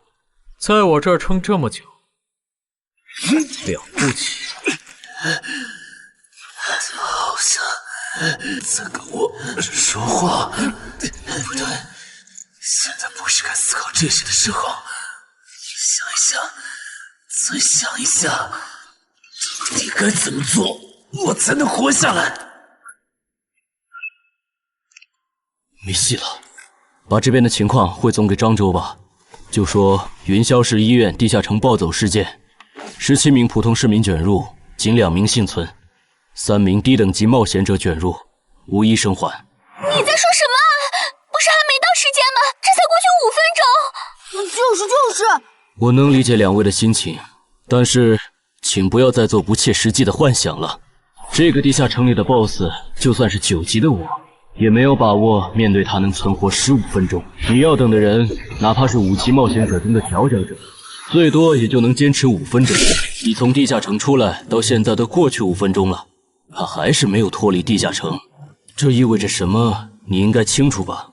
怎么这样？如果不是因为我们拖累了他的进度，护士姐姐，陈海先生肯定能活着离开这个地下城。都是因为我们。是啊，全都是因为你们。如果没有那个多管闲事的冒险者帮你俩完成脱离任务，刘德才是最有可能活着离开这个地下城的人。我出去冷静一下，这2个新人的登记工作交给你了。那这个地下城入口怎么办？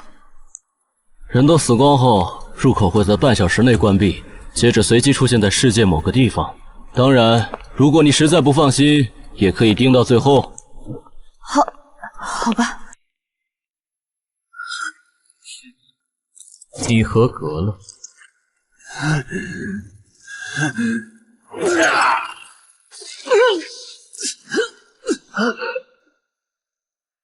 我很期待你成为亡灵后的勇气。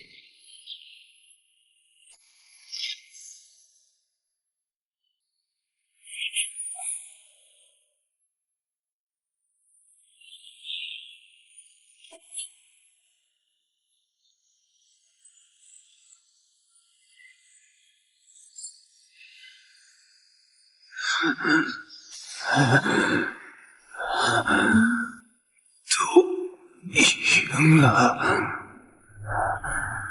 对这个 BOSS 来说，完整的我更有价值。在他回来之前，是死亡主宰的恩赐。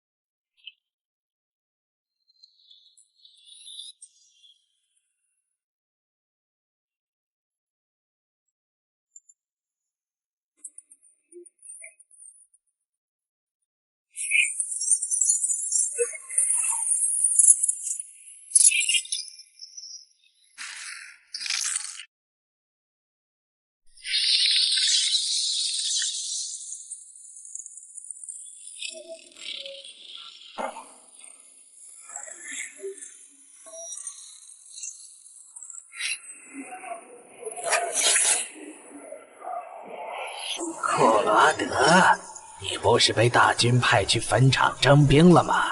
怎么回来了？切，白跑一趟！我还以为是谁激活了骸骨大军发出去的晚宴邀请函呢。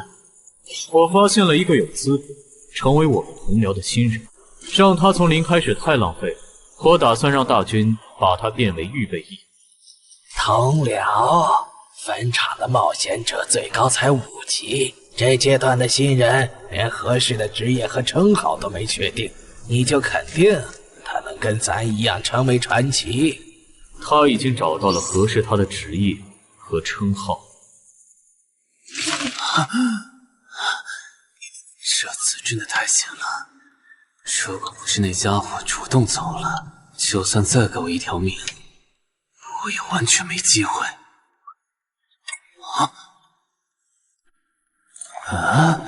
通关任务都显示完成了，为什么没有弹出来脱离选项？不会是必须完成脱离条件以后，我才能离开吧？在那个怪物意识到我没死之前，那得抓紧了。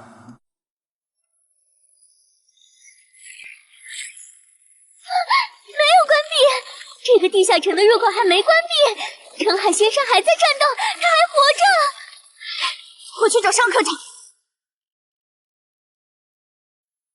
周德死在地下城里，谭琪知道后一定会迁怒同期的幸存者。如果处理不当，上科长，怎么了？慌张成这个样子？那个地下城入口没有关闭，结束的时间明明已经到了，但是他还在。怎么可能？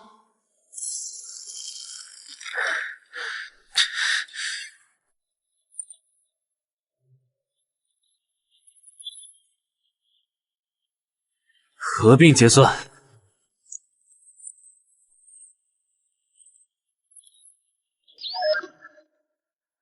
原来那个亡灵骑士叫库罗德呀，不过传奇级，坟场才5级，怎么会有这么超纲的 BOSS？ 说起来，这个地下城的 BOSS 强度这么高，以前真的有人通关过。上科长，你看，上科长，这地下城暴走后，超过关停时间仍然存在，怎么会这样呢？有2个可能：一，被卷入地下城的冒险者完成了通关任务，但却没有完成脱离任务；二，地下城升级。一定是第一种，一定是。不可能的，本场很早以前就已经被世界冒险者协会定义为几乎无法被攻略级的地下城了。相比有人通关，我更相信是地下城内部发生了什么变化，导致地下城升级。有人出来了！是陈海先生，真的是他！哎呀，你们都在啊！担心死我了！如果因为我的原因没能进地下城，我会后悔一辈子的。没那么严重吧？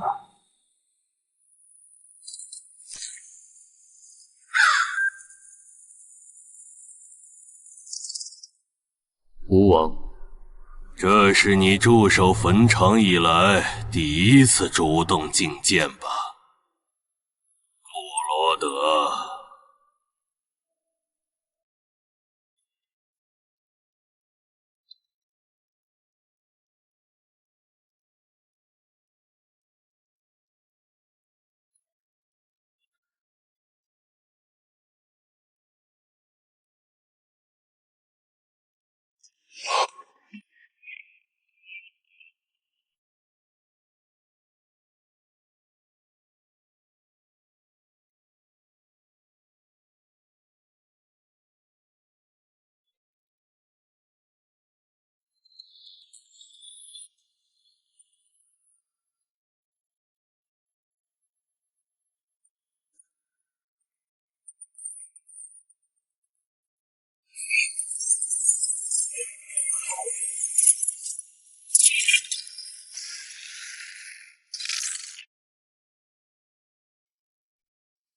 你知不知道，就在刚刚，你成为了全球首个通关坟场的冒险者。首通？我？对，你要火了。坟场这个地下城虽然等级很低，但是在冒险者圈子里很有名气。你首通的经历应该会吸引到很多资本和散人工会的招揽，当然也包括官方。所以现在是招揽环节。是的，你在女妖之森和坟场的表现已经充分证明了你的潜力。像你这样的超级新人，整个冥省1年下来也不会超过10个。作为云霄市地下城负责人的我，当然不可能错过。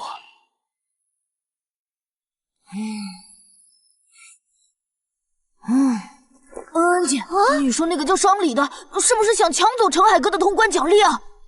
要不然他为啥要拉着陈海哥单独谈话？应该不至于吧？我可不会那么没品。而且5级地下城的通关奖励，我根本看不上，好吗？哼，那可不好说。你不需要，不代表你家亲戚不想要。这死小鬼！别乱说。我们在里面聊的久，是因为在谈加入冒险者协会以后的待遇问题。不是吧，陈海哥，你要当公务员？感觉你好像对冒险者协会意见蛮大的。那倒没有，我就是觉得像陈海哥你这样强的人，完全可以像王自健那样自立门户，没必要受协会的规章制度束缚。王自健是谁？是不死冒险者里的男主。不会吧？你明明是个冒险者，竟然没看过这个吗？我是冒险者，和我看这书有什么必要联系吗？这个死小鬼！要不要告诉他们，这本书其实是我写的？你是陈汉？你真的是不死冒险者的作者陈汉？不会吧，不会吧，不会吧！如假包换，不信的话，我可以给你看我写到一半的《不死的冒险者2》的小说原稿。真的吗？啊，你怎么了？怎么感觉你受委屈了？陈海先生，你能不能不要加入冒险者协会？为什么？我以前听我哥和他朋友说过，那些加入官方的冒险者很多都后悔了。你哥有说是什么原因吗？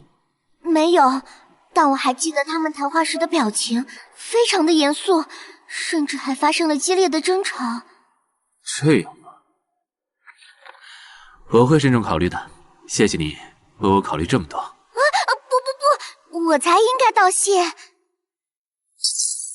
那个杀千刀的对我弟弟见死不救，你还把他放进来？商礼，你是不是成了云霄市的负责人以后飘了，忘了自己是怎么上位的了？我没忘，我请他进协会不是为了护着他，他通关的地下城很特殊，过不了几天他就会被财团或大工会拉拢，好多事就不好办了。要是有潜力的成了官方冒险者，等他们跨过15级大关以后，到时候他们面临未知的危险，你是知道的。不行，那样太久了。他虽然有潜力，但不一定能突破15级变成传说。我要他下周就死。好吧，我知道了，那只能借刀杀人了。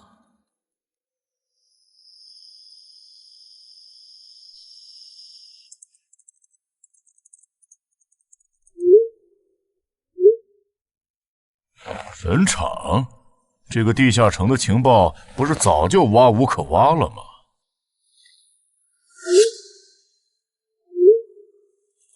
这样就可以了。你确定？5级地下城的首通奖励对普通人来说不算什么，但对6到10级的通缉犯来说那就不一样了。要是澄海的情报到了黑市，不出3天，闽粤2省的通缉犯都会跑到云霄市，这样就能给你弟弟报仇了。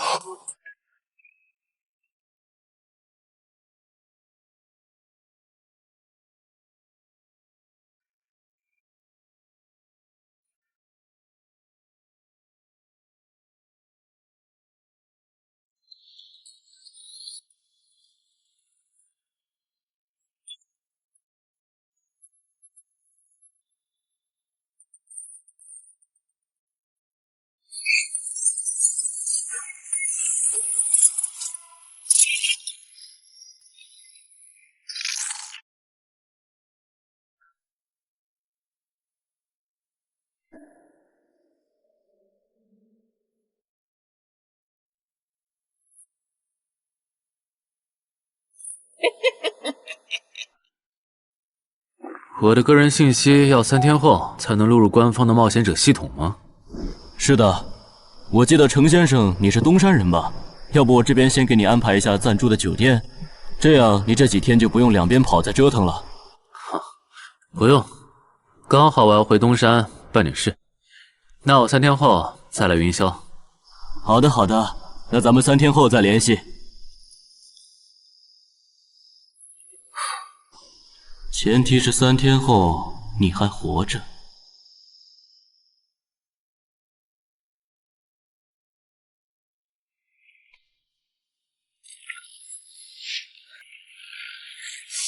几天没见，怎么感觉这个地下城入口变得更大了？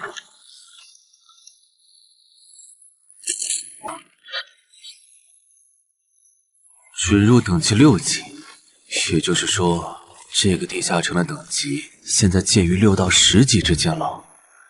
我现在是5级，按照之前的升级速度，只需要再打1个到2个5级地下城，就能升到6级了。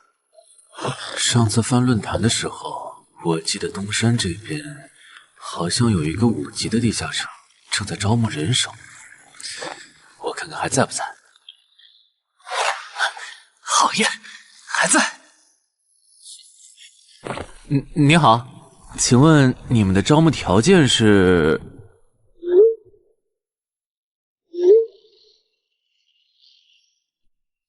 黑市金币？你问这个干嘛？我闲着没事翻论坛，发现论坛上的冒险者彼此之间做交易时使用的货币不是现金。冒险者之间做交易，除了用地下城入口和掉落物，就是用黑市金币当货币。黑市金币有什么特殊之处吗？为什么不能用现金交易？黑市金币是挑战10级以上地下城的主要收获。我以前问过安教练，他说这东西10级后有大用途，可具体咋用没跟我细说。原来如此。对了，等级没到10级的冒险者，一般是从哪儿弄到黑市金币的？我也想搞一些。新手的话，你可以试试把不用的掉落物拿到鬼市去卖。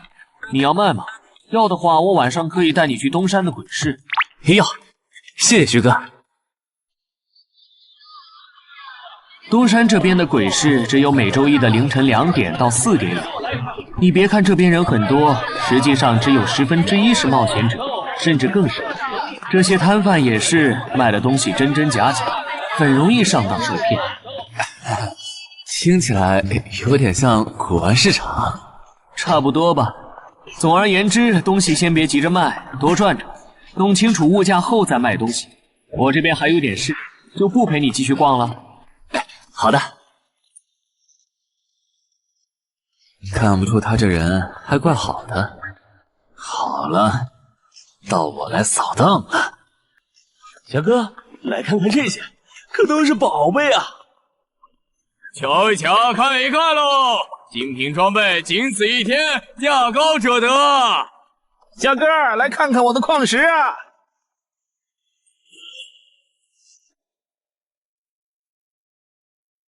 看他求购的内容，这个人想要攻略的地下城，该不会是女妖之僧吧？这位小哥，你有我要的东西吗？如果是对付女妖的话，口琴和长剑应该可以。哈，有啊，你打算以什么价格收？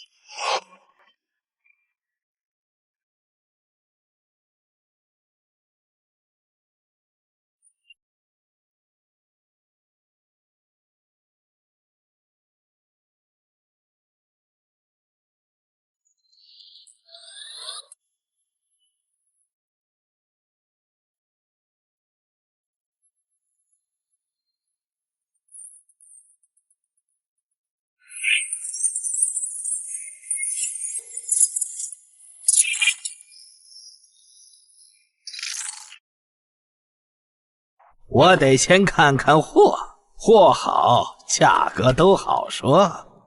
要看货，你得等我半个小时，我回家拿去。那你得快点，如果在这期间有别人卖我要的东西了，我可就不收了。哼，知道了，都在这里了。这个口琴确实可以吸引女妖，我可以给你6枚黑市金币。Nice。至于这把剑，这剑携带圣化属性，对邪恶生物伤害加2点，能够有效攻击女妖。哦，有点意思。爷爷，你这把剑我可以给你8枚黑市金币，咱们加个微信吧。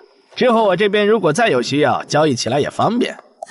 好啊，加好了。慢走啊，赚大发了。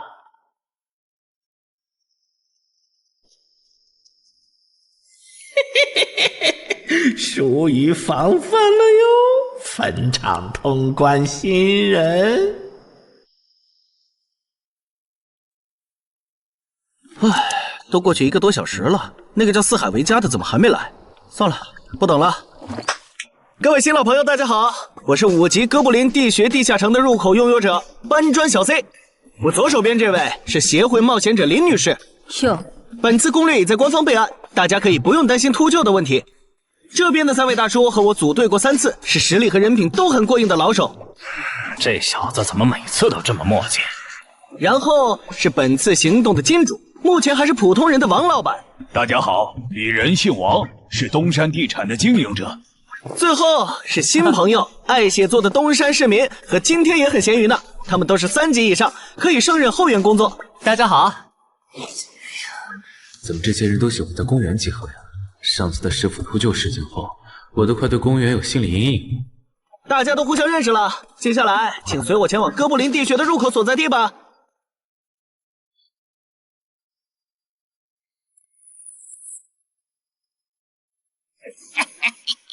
我就知道他没用黑市金币购买装备，一定是用来换东山这边的低等级地下城的攻略门票了。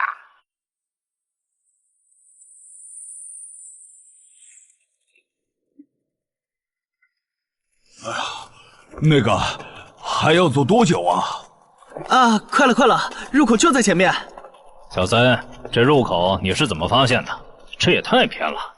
不是我发现的，是本地的一位驴友发现，然后卖给我的。真的假的？这年头还有发现地下城入口以后自己不攻略，反而拿去换钱的傻子？因为哥布林地穴对新手来说太难了，当时发现这个入口的驴友不止1个，但最后完成脱离任务活下来的就只剩下1个人了。人家已经是冒险者了，这地下城在开放期又攻不下来，还不如卖了，换点能用的东西，剩下的钱分给死去同伴的家属。这选择挺合理的呀，不是吗？合理是合理，但我觉得事情应该没那么简单。喂，你这人真是的，咱们都合作好几次了，你还怀疑我？到了，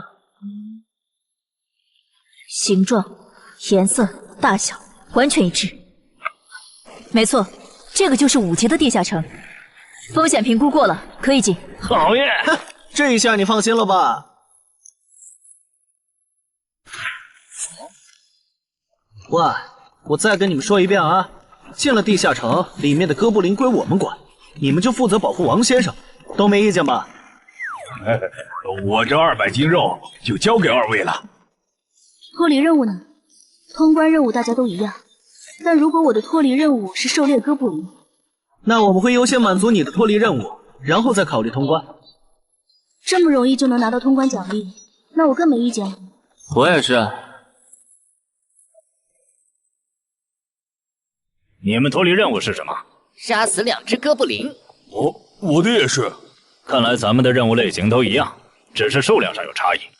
王老板，放心，脱离任务是按冒险者等级来的。2到3级冒险者得进入地穴，4到5级冒险者要干掉一些哥布林。你是新手，只要找到哥布林地穴就行，很简单的。原来如此，怪不得我和他的任务不一样。哎，大家听我说。考虑到东山市民和咸鱼小姐的工作是保护王老板，所以等下遇到哥布林，优先让给他们完成脱离任务，没问题吧？没问题。那好，咱们出发。只用交手就行吗？感觉也不难呐。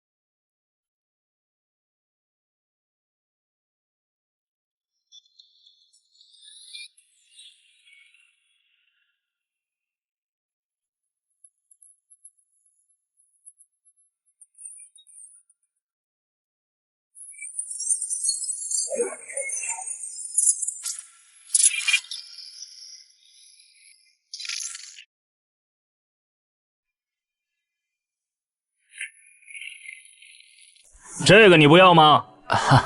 不要，你杀了吧。这就是5级地下城里的怪物吗？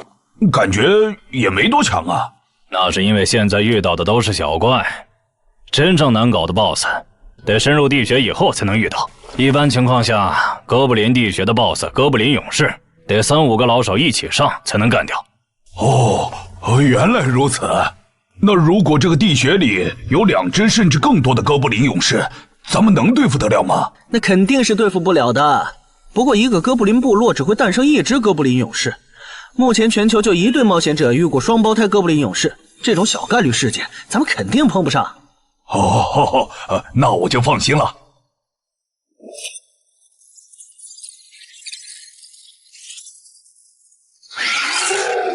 速战速决，别让他们逃回去报信。麻烦了。啊？你指哪方面？从我们踏入地穴到现在，已经遭遇了4波哥布林，很明显，这地下城的小怪数量多得不正常。我们可能中大奖了。搞不明白你们这些富人究竟在想什么。你都这么有钱了，为什么还要成为冒险者？说来惭愧，鄙人成为冒险者主要是为了减肥。减肥？等等，减肥和成为冒险者有什么必然联系吗？这联系可大了。我特意托人问过，目前已知的职业里有一种不需要锻炼，只要打坐消耗多余的体质就可以不断变强的。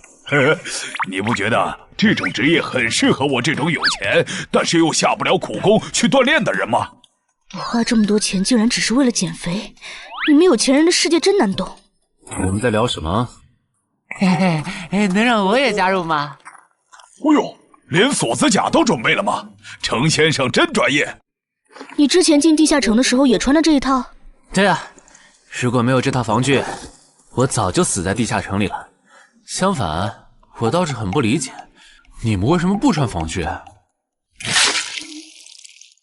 搞定，换班了，下一波哥布林你们处理。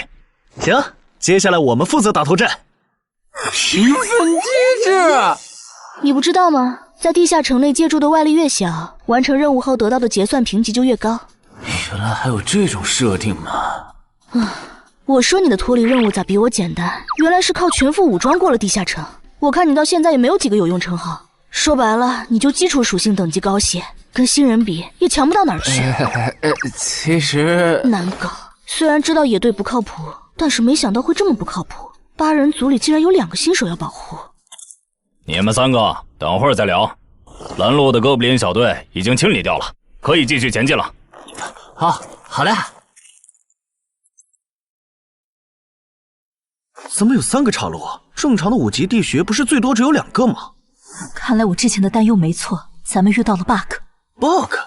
这是还不能透露给大众的地下城情报。平均每50个低等级地下城就会有一次实际挑战难度比当前等级高，甚至高很多的特殊情况，也就是 bug。bug 主要分3种情况，第一种是小怪数量的提升，第2种是 BOSS 数量的提升，第3种是 BOSS 强度的提升。比如我们现在遇到的按照他这个说法，就很接近第一种。我之前经历的地下城好像多多少少都有点问题。请问，出现 bug 的地下城结算奖励会比平时多吗？这个要看地下城的实际攻略难度提升了多少。听说运气好能出14、15级冒险者都眼馋的宝贝。所以我们如果继续深入，可能会遭遇更多的哥布林。是的。听起来有点危险呢。要不这次就算了，咱们回去吧。反正我也成为冒险者了。不能回。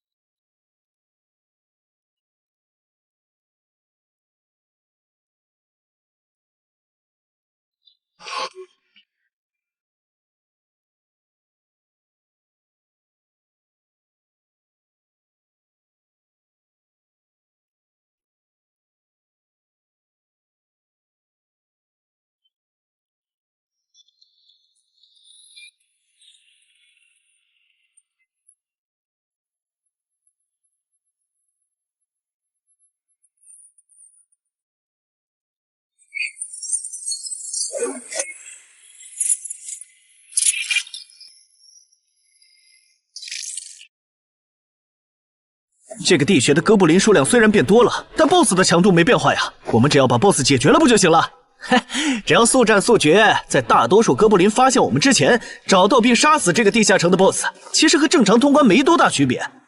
BOSS 的强度没变化，只是你的猜测。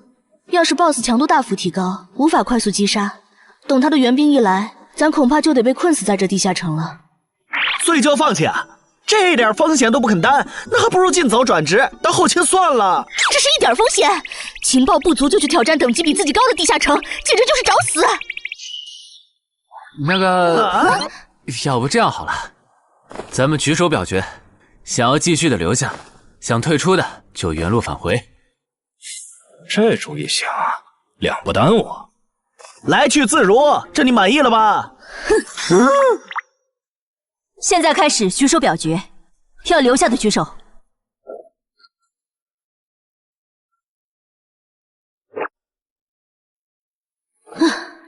所以说野队就是野队，完全没有封空意识。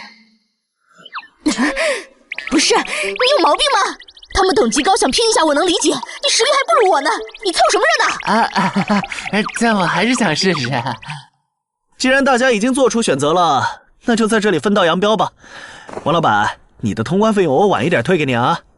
哎呀，不用，就当交个朋友了。走了。哎呀，你等等我！一定要走左边吗？我觉得右边更好啊。那就猜拳，谁赢了听谁的。要是平局怎么算？靠谱吗？这两人平局就走中间呗。我怎么感觉上贼船了？石头，剪刀，长爷，我赢了！哎呀，早知道出剪刀了呀！可恶！等下 BOSS 出来了，你不用上，你就负责清小怪，别让哥布林打扰我施法。没问题。那个，你为什么那么不看好他们呀？这个地下城真的有那么危险吗？你怎么知道我不看好他们的？啊，我毕竟是做生意的嘛，基本的察言观色还是会的，所以我选择退出主要是因为这个称号，它的效果是为佩戴者指出前方的危险。之前的地穴，我就靠它发现地穴深处有俩能要我命的奖励。我听了官方冒险者给的消息，我认为这个入门级地下城是少见的双 BOSS 地下城。一般单 BOSS 地下城要3到5个同等级冒险者才能打通，那双 BOSS 的话，咱们这点人肯定不行。你信不信？我要是跟他们把话说开了，明天情报商人那儿就会有我和我这称号的情报。为啥要我牺牲自己的利益去拦着他们作死？大家又不熟。再说了，作为临时队友，我在保证自己安全的情况下，都尽力劝他们了，不听那是他们的事。那你为什么肯和我说这些？你不用担心。我不会害你，你又不在冒险者这行混，没必要为点情报费招惹我这种有潜力的人，说出来也没啥。哦，这样啊，怎么了？不能再继续前进了，外面有更致命的危险。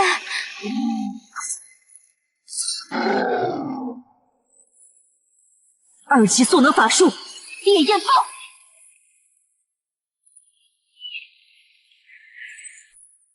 原来临开战前套给我的元素护甲是干这个用的呀！不愧是官方冒险者，虽然同为5级，但他的称号、职业、技能和装备都已经毕业了，而且还是最难凑齐的一套法系职业。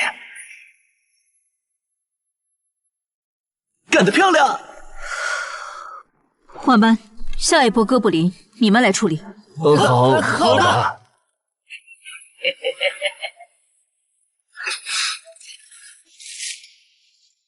啊！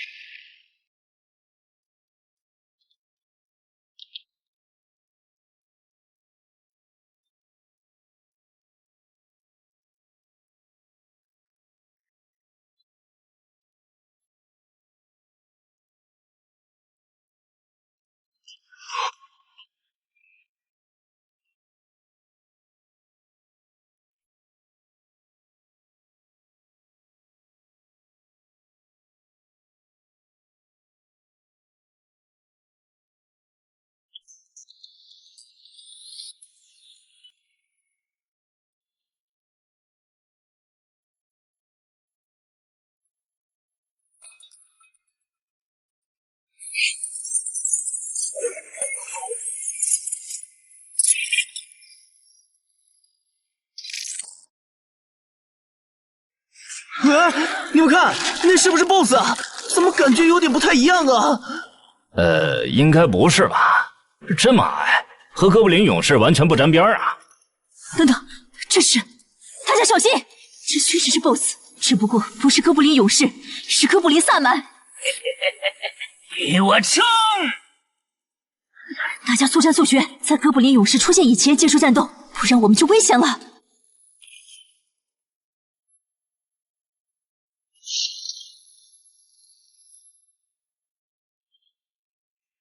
开什么玩笑！哥布林怎么也开始讲战术了？这次地下城到底发生了什么？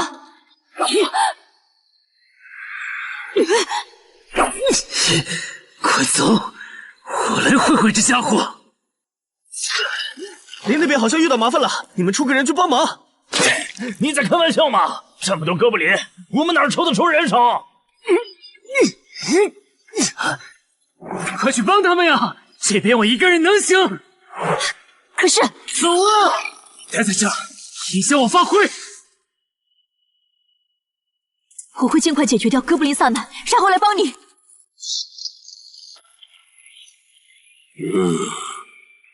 可不，现在没人能打扰我们了。来。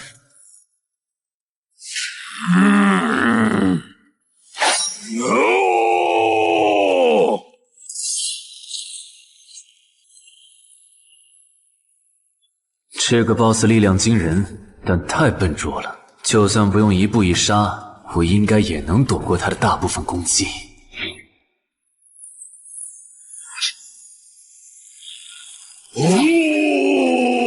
化了吗？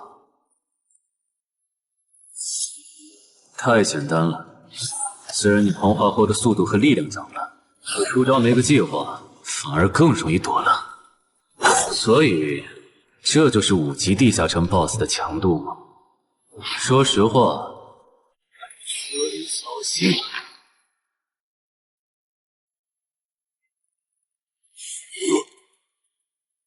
你这种程度，连当我的开胃前菜都不配。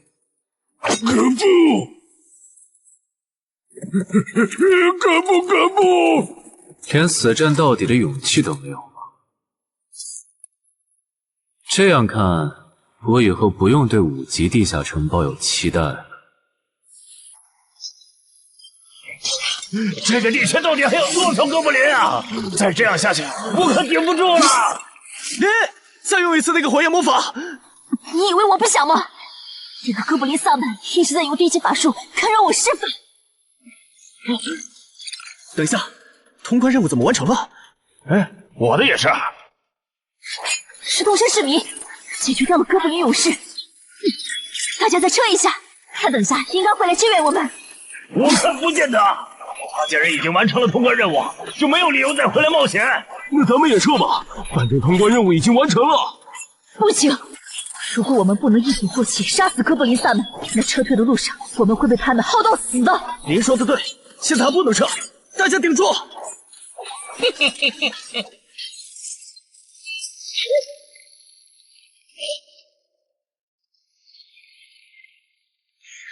石头山市民，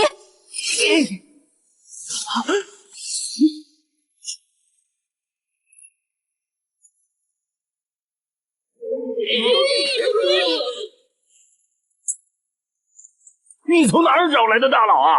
双 BOSS 地下城就被他一个人打穿了？不是我找的。关于我的事情，麻烦大家帮忙保守秘密啊！明白。你这种有潜力的新人，容易被人盯上，等级没升上去前，确实不能太张扬。理解万岁。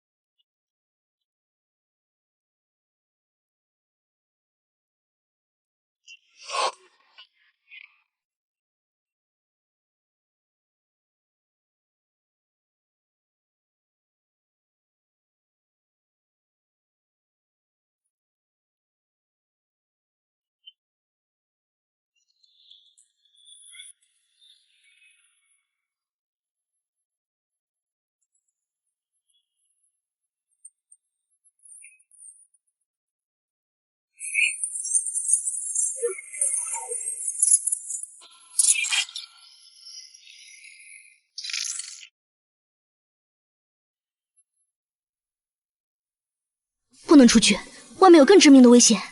啊，更致命的危险？就是有一个危险程度远比双 boss 大的冒险者守在外面，我们出去就会被杀。那怎么办？回去找其他人，说服他们一起抱团冲出去。啊！你们竟然把2个 boss 都杀了！这俩可都是他一个人干掉的，我们都没出多少力。怎么是他？我之前明明用称号确认过，他威胁不到我。等等，你怎么知道这个地下城有2个 boss 的？难道你刚刚一直躲在我们身后偷看？那倒没有，在你们遇到 boss 以前，我们就已经走到出口了。之所以知道这个地下城里有2个 boss， 是因为我的这个称号，他能帮我找出前面对我有威胁的存在。我就是靠他才知道这地下城有2 boss 的。不是吧？你有这么好用的称号，你之前不提醒我们？我是没有直接提醒，但我有劝过你们不要继续深入地穴吧。那你为什么又折返回来？因为出口那边有一个比双 boss 更强、敌意更浓的高等级冒险者在堵门。外面有高等级冒险者在堵门，你确定？确定。先是地下城难度超标，再是高等级冒险者堵门，可疑的地方太多了。说，是不是你搞的鬼？不是我，不信咱们签单向契约确认。堵门的高等级冒险者，不会是那个爽约没来的四海为家吧？那个，我想问一下，你的称号可以预知危险，那如果我对你流露出杀意，你能判断我和堵门的人谁更强吗？能。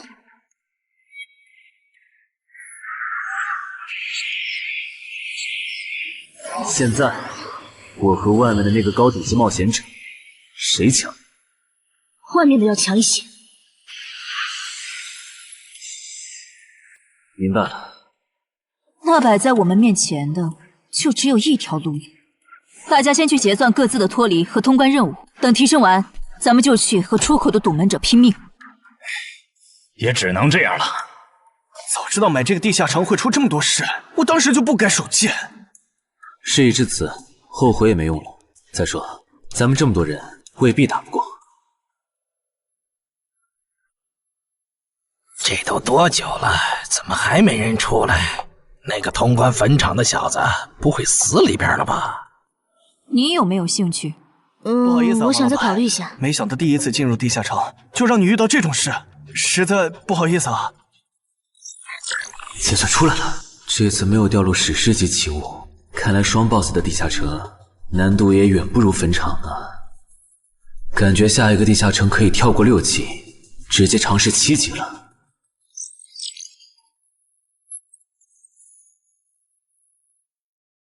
不算置死地而后生的话，能在一会的战斗中派上用场的，应该就只有扮猪吃老虎、奇迹生还者与传奇过招、自适应、暗行艺术和守护者。与传奇过招这技能比置死地而后生差点，能让我状态拉满，但要扣4力量、4敏捷、2感知。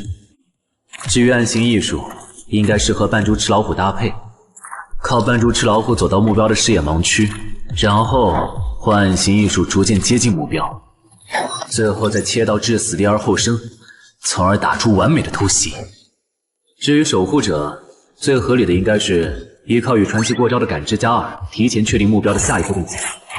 要是目标跑去攻击别人，就切换称号守护者去阻拦他。围绕这2个称号展开的战术，感觉都还可以，但如果硬要选一个，还真不太好选。先瞅瞅新得的职业技能和奇物有啥效果，再决定下一步吧。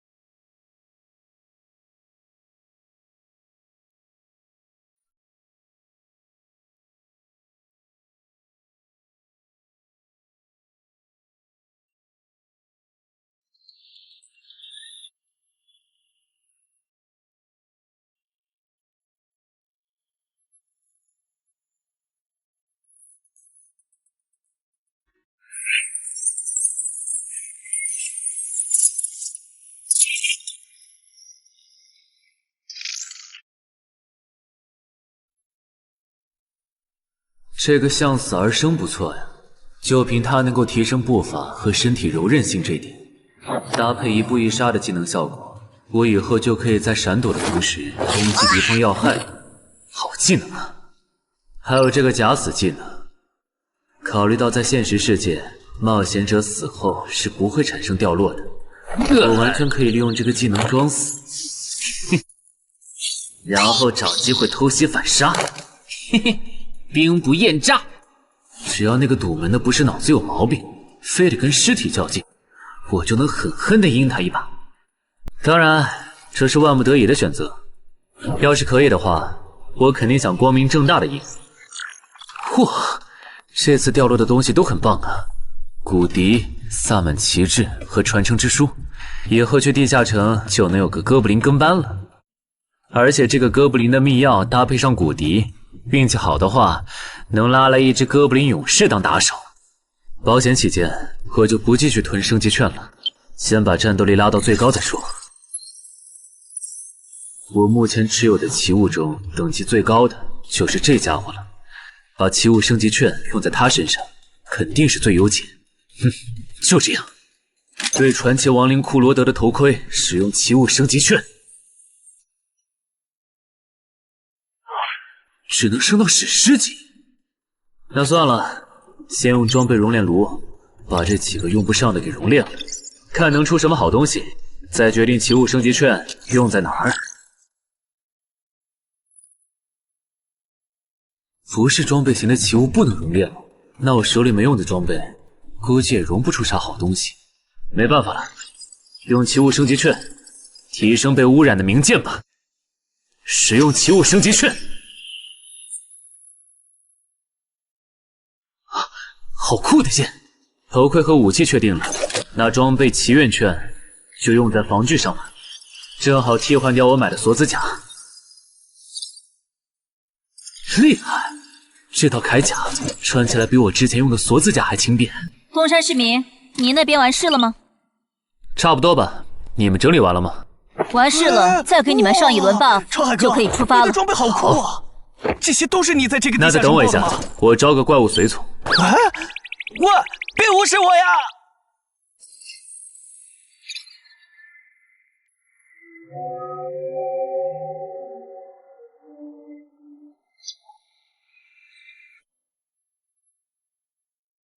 哥布林，你招个这样的怪物随从，没什么意义吧？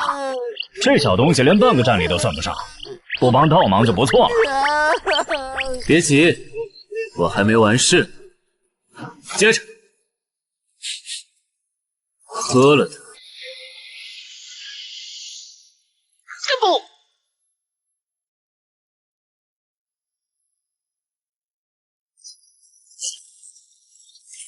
妈呀！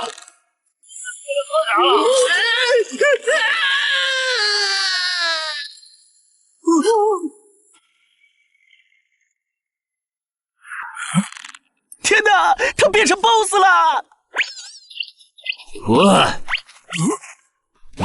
那边有适合你的衣服和兵器，自己拿吧。你的随从不会失控吧？毕竟是 BOSS 级别的哥布林。不知道，不过你可以让他用称号看看这只哥布林对我们有没有敌意。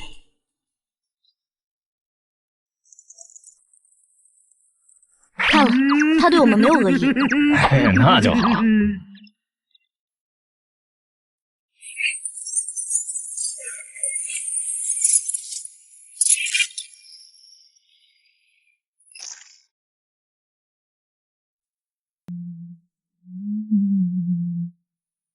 法师护甲，属性强化，雄之坚韧。好厉害！体质竟然加强了2点。属性增益只有1个小时。法师护甲能给没穿护甲的地方加点防护，虽说比不上你身上这套的防护力，不过有总比没有强。我呢？好耶！你没事吧？没事，休息一会儿就好。嘿嘿，终于出来了！啊，怎么还混进去了一只哥布林勇士？说好的有人在出口堵门呢，这也没有啊！估计是藏起来了。你用称号看一下他在哪儿。好。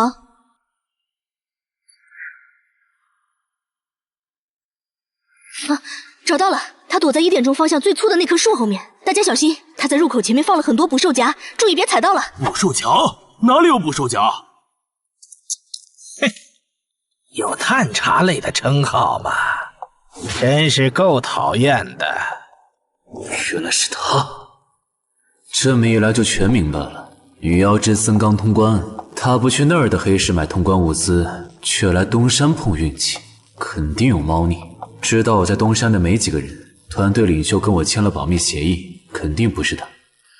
那个戴眼镜的护士也不太可能，所以是商礼还是徐茂？这个人好像有点眼熟啊！等等，你是高成勇？对方很有名吗？何止有名，他可是明广一带最臭名昭著的通缉犯。别看他只有7级，死在他手上的冒险者，光是已确认的就有上百号人了。他不光是想抢别人的通关调动，还想刷出针对人类的称号，说不定现在已经刷出过量杀戮人类这个称号了。看来你很了解我嘛，是协会的官方冒险者吗？果然，他已经刷出了那个称号。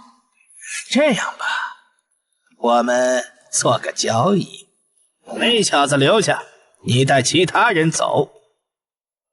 这条件可以啊，要不咱们……别信他！协会的档案里，高成勇有放过目标然后再猎杀的记录。要是你们真的信了他的瞎话，等他干掉陈海，再用追踪手段把你们一个个找出来，你们连还手的机会都没有。没错，虽然他嘴上说放过我们，但对我们的恶意一直没有降低。他在说谎。连恶意也能侦测吗？这样好了，既然他的目标是我，那就由我和哥布林勇士主攻。你们看时机牵制，大家都是一根绳上的蚂蚱，这种时候就别心存侥幸了。当然，如果你们中有人实在怕死，那就赶紧滚，别拖我后腿。我们会做好辅助工作的。看不出来你人还挺好的，要是我绝对逼着他们一起上。打你，我们俩足够了。哼，我就知道你们这些走大运拿了 S 级评价的新人，就会自命清高，觉得别人都是你们成长的垫脚石。但现实可不是这样的哟。新人在1到5级时很难搞到成体系的称号、职业、技能和装备。你的武器和铠甲这么豪华，我猜大多是装备吧。不巧哦，我的技能偏克你这类新人。救生出！迟缓术。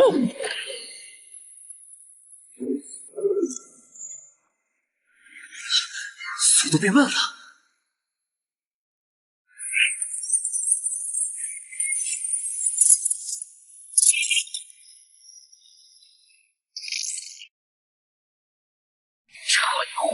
迟缓术可不只是速度变慢而已。遇到使用长镰这种冷门兵器的我，被上了迟缓术的你，也根本接不住你的招。你是这么想的吧？很遗憾，如果你就只有这点东西的话，那很不幸的告诉你，今天你踢到铁板了。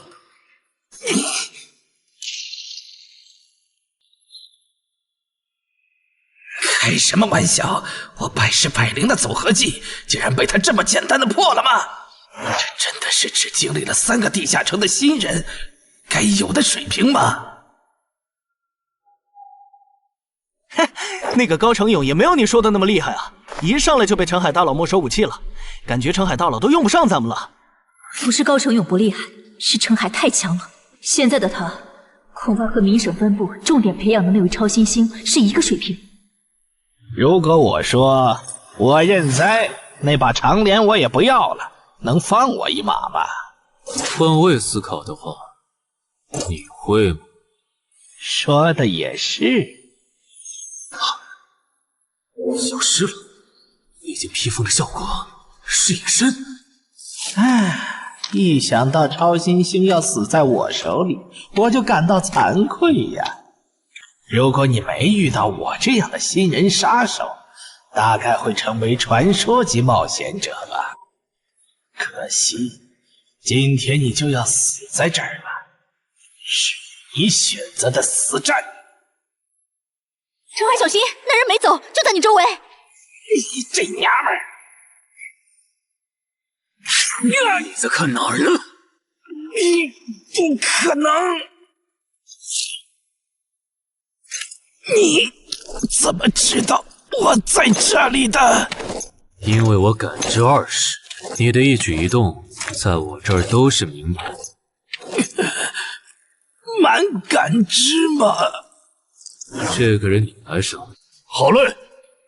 老天真是不公平！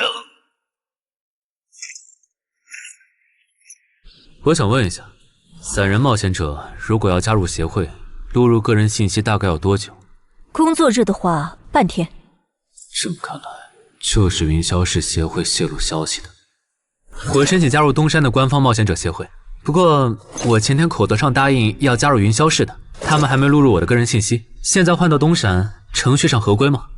当然，我代表东山市冒险者协会欢迎你的加入。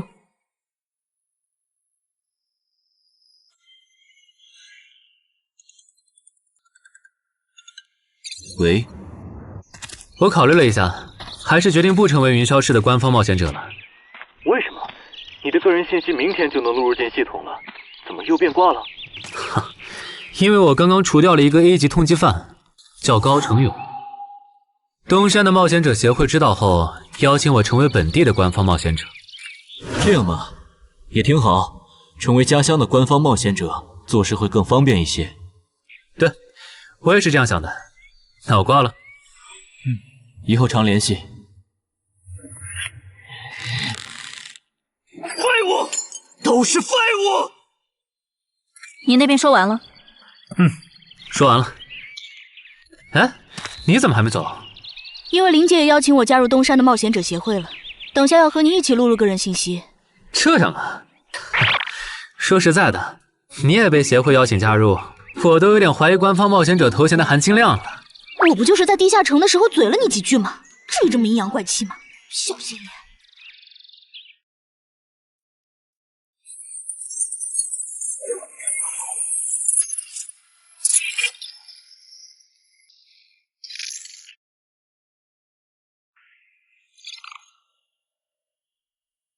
请关闭称号和职业技能，用你自己的力量对着他出拳。好。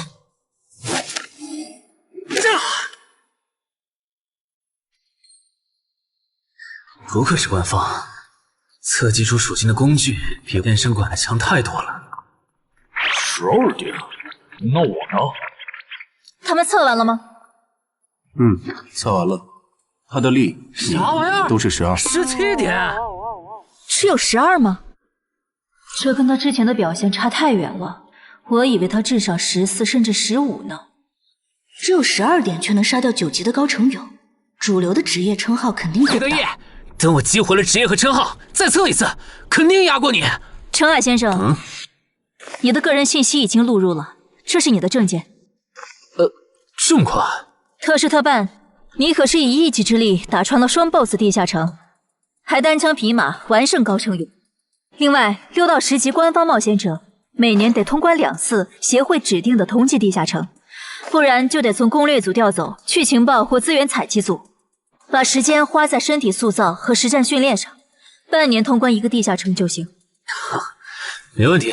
还有就是总部时不时会有借调任务，借调时你表现出色就有奖励，奖励能换协会里的称号线索、转职证书和奇物。不过一般只有9级以上的冒险者才会被借调，你暂时不用考虑这些。有一个问题。你说。称号线索是什么？称号线索是总结好的称号获得办法，你回去用证件 UID 登内网，看看协会称号图鉴里有没有你喜欢的。要是手里有没用的奇物或图鉴里没有的称号线索，就卖给协会，换自己想要的东西。了解。对了，你打算什么时候遣散你的随从，啊？不能在这边养吗？我这只哥布林骨笛是随机召唤哥布林啊，送回去的话，下次召来的可能就不是这只了，那我不就亏了一瓶秘药吗？这你不用担心，除非你的哥布林勇士在那边的世界战死，或者你打算随机召唤别的哥布林。原来如此。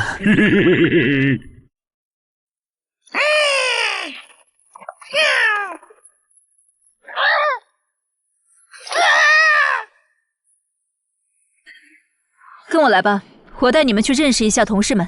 好。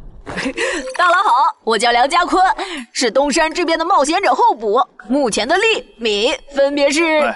你别每次见到厉害点的冒险者，都跟报菜名似的，把自己的利米数值甩出来啊，这样很得罪人的。哎，有什么关系嘛？我的数值总不可能比澄海大佬的还高吧？不，你的就是比他高。你是东山这边的入口管理者？在东山专家级地下城没打通前，干不了入口管理者的活。好，所以入口管理者另有其人是吧？那他没来是因为在攻略东山这边的专家级地下城？那倒没有，他没来是因为在处理昨天突然涌入东山的通缉犯。据说好像是因为东山市出现了坟场的通关者，那些人都是奔着他来的。哈哈，这样吗？坟场那个老手坟墓啊，哟，那可是出了名的 bug 级地下城，能产出奇物生机去。啊！你们这样看我干什么？我说错话了吗？你还没意识到吗？意识到什么？那个，哈哈，我就是坟场的通关者。什么？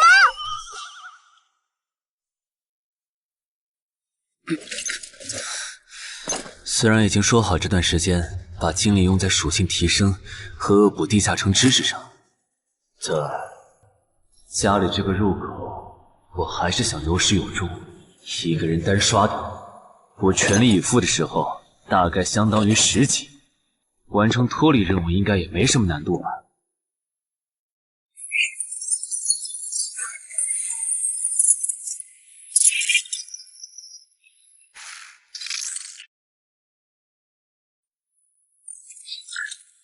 感觉也没怎么变。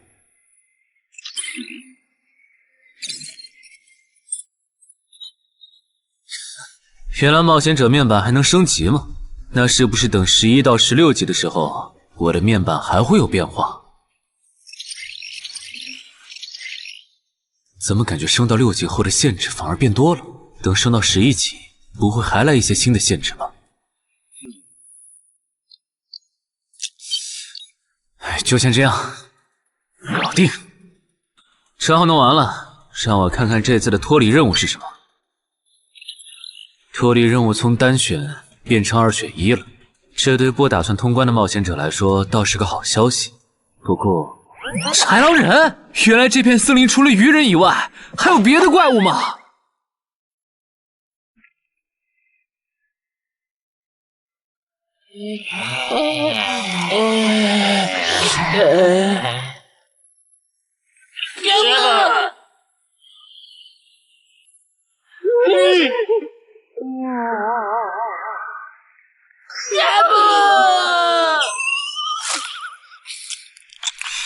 所以在你看来，那些豺狼人阴险狡诈，并且还特别喜欢欺负弱小，是吗？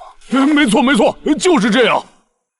哼，这不就一群森林恶霸吗？嘿嘿，答对了。那这一次就不做和豺狼人有关的轮换任务了，先找到潮汐鱼人的孵化池，然后试试能不能通关。好了，我要问的问完了，你可以回去了。什么？我不要。你不想回去？是的。好吧，你留下来也行。好耶好耶！但我先说好，这个地下城的挑战等级是7级，你悠着点。放心吧，我很强的。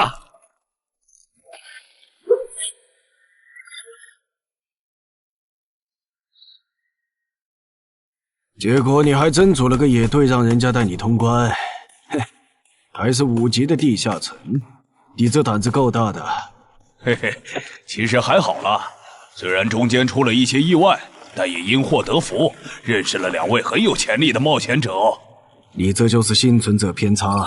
那些散人如果靠谱，我儿己就不会死在地下城里。我知道，所以我是确认有官方冒险者兜底以后，才决定下去的。说起来，前几天的新闻我看了，你儿子的死好像不是意外。怎么可能是意外？我儿子下去之前，我给他准备了2件保命的奇物，可他还是死了。那2个弱鸡入口拥有者却活着，开什么玩笑？可惜那2个杀千刀的没撑到我出手，就栽在别人手上了。不然，我一定要让他们后悔来到这世上。那这人也算间接为你儿子报仇了，咱得报答他呀。他叫什么名字？叫陈海。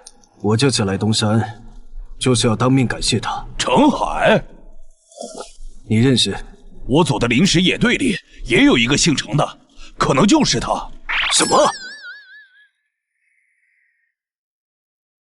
团长，都打起精神来！那些豺狼人斥候说不定就藏在附近的灌木丛里，你们这样懒散很危险的。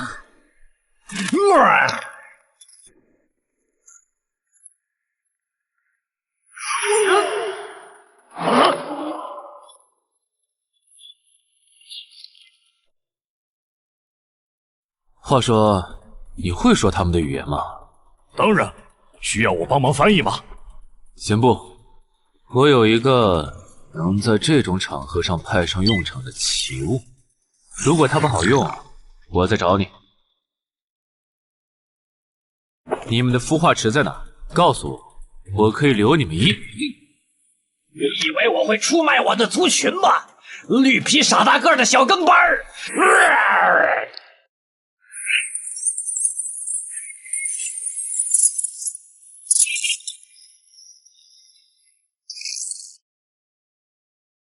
以为我会出卖我的族群吗？绿皮傻大个的小跟班儿！有种你们就杀了我！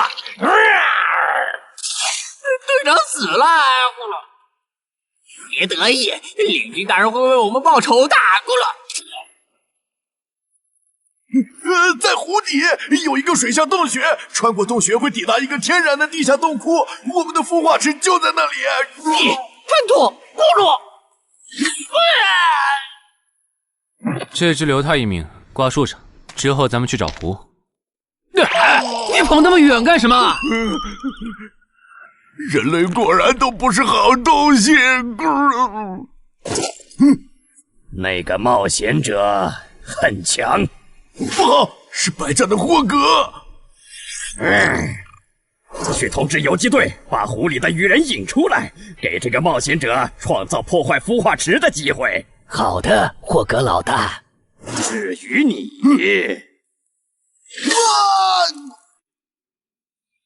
哇，这湖比之前用无人机航拍的时候感觉还大。得先找到水下洞穴，然后游好久才能到孵化池。就这要求，能把99%的冒险者都给淘汰掉。不过好在我有海之炎能水下呼吸，虽然不会游泳，但头盔里有库罗德水下战斗的经验。老大，我不会游泳，我可不可以先回去啊？你不会游泳？行吧，那我先送你回去。哎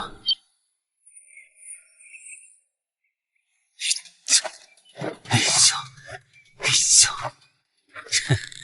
好了，热身完毕，那出发了。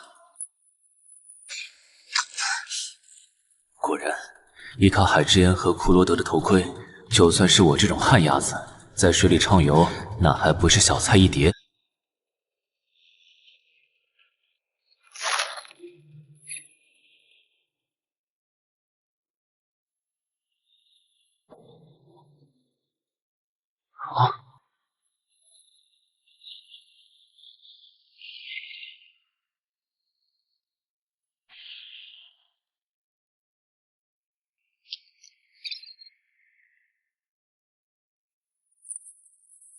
常驻脱离任务完成了，看来这里就是鱼人的孵化池了。但是，怎么没看到守卫？算了，不管出于什么原因，现在是通关的最好机会，这一点不会错。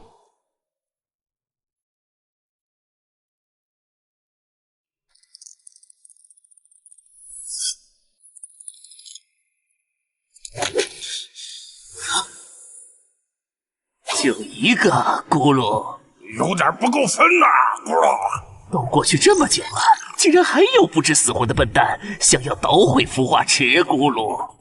是啊，不过没想到的是，这次来的竟然不是豺狼人，而是人类啊，咕噜。原来守卫一直藏在上面吗？这次他们应该不会给我穿装备的时间，用至死地而后生速战速决吧。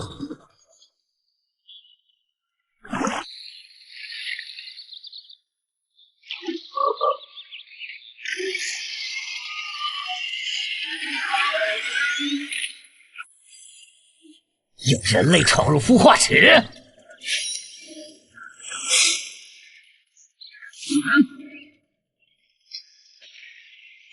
霍格老大，鱼人撤了，应该是湖里的鱼人哨兵发现那个人类冒险者了。派个机灵点的去湖边盯着，如果那个人类冒险者逃出来了，就通知我。好的，霍格老大。这几只守卫的强度比哥布林勇士高不少，他们应该就是这个地下城的 BOSS 吧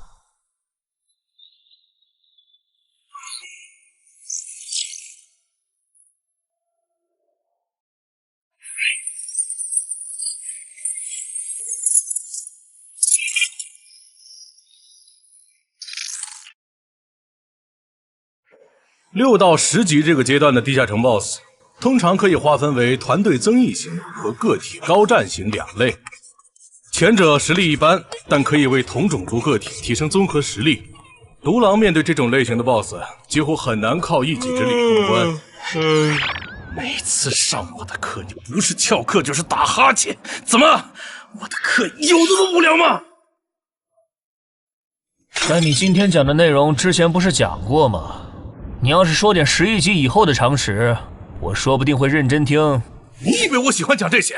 还不是因为你们这些莽夫 ！CJ 的超新星不自大，不单人去调高等级地下城，就不会被 BOSS 弄死。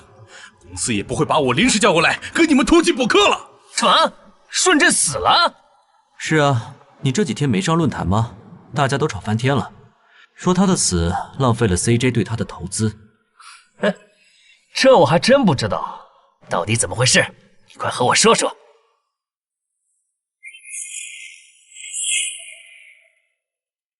小心，这个人类是极其罕见的高感知个体，偷袭对他没用，大家一起上，咱们耗死他！那个鱼人 BOSS 什么情况？都被我杀了这么多精英鱼人了，他怎么还在旁边观望？而这些实力比哥布林勇士还强的鱼人，在他眼里都是小喽啰吗？这个人类的实力和霍格好像差不多，好在他是一个人来的，可以用数量耗死他。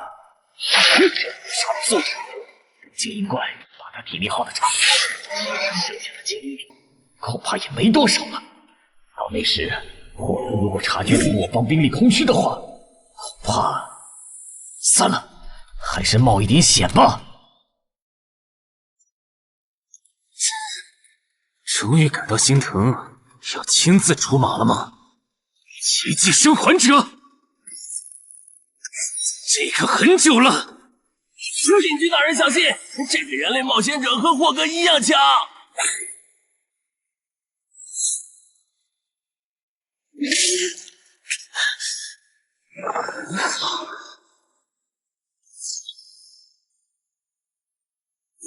领军大人，别管我，他伤得更重，还不擅长水下作战，就算没我帮忙，我们也能轻松杀掉他。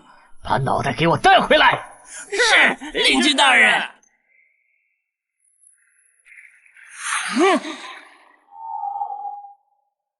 那个人类不是重伤了吗？他咋能这么快逃到这儿，还迅速干掉鱼人哨兵的？他是被人潜到身后，然后一招毙命的。那个人类很擅长水下作战，所以领军大人的判断可能是错的。什么？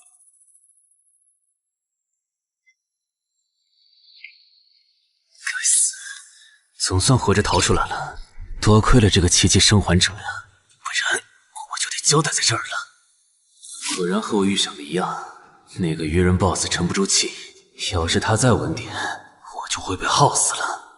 怪不得团长说，独狼到了更高级的地下城会越来越吃力，一条兜肯定没胜算呢。看来我还是得找些厉害的队友了。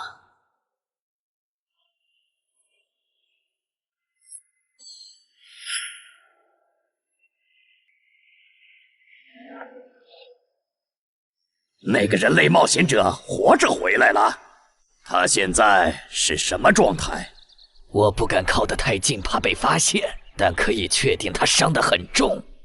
嘿嘿，重伤的冒险者嘛。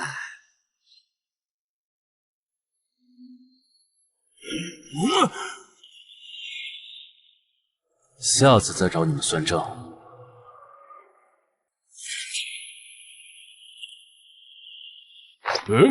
已经结束了。失败了，孵化池里的鱼人太多了，我一个人杀不完。我刚才翻了下你们的传承之书，如果你的战斗累积到一定场次，会升阶为更高等级的百战哥布林。以后你就用这把剑斩杀和你实力差不多的地下城怪物。等你成为了百战哥布林，这剑对你没啥用的时候再还给我。那您用什么？我用这个。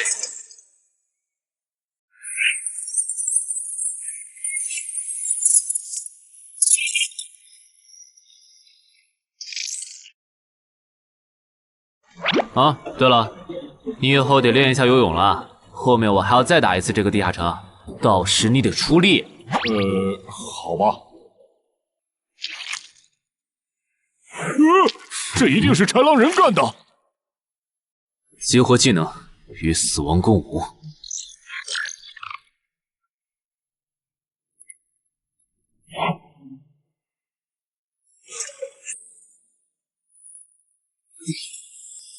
小破绽，好快！切！豺狼人，还好为了以防万一，把感知拉到20，不然刚才这只豺狼人就得手了。切！这个人类不是受重伤了吗？他刚才的动作根本就不是重伤之人能做出来的。他不会是在钓鱼吧？他跑了。不一定是逃跑，也可能是在示弱，引诱我们过去。那咱们还追吗？如果追过去的话，感觉很可能会进入他们的包围圈。算了，不追了。等找到足够强的队友，做了充分的准备以后，咱们再回来和他算账。好的。哎呀，没想到6到10级的地下城的难度会比5级的高那么多。下次得提前掌握好情报再去通关，不然风险确实太大了。是任务结算呢。说起来，这一次我虽然没有通关，但宰了那么多鱼人，怎么说也该有个 A 吧。水枪过敏怎么了？不对，你怎么知道我水枪过敏的？还有啊，我是人，你给我一袋动物口粮是什么意思啊？就算他吃不完，会难吃。什么？他加入东山的冒险者协会了！你给我站住！你当初是怎么信誓旦旦的跟我说他死定了的？高成勇都栽在他手上了，我能怎么办？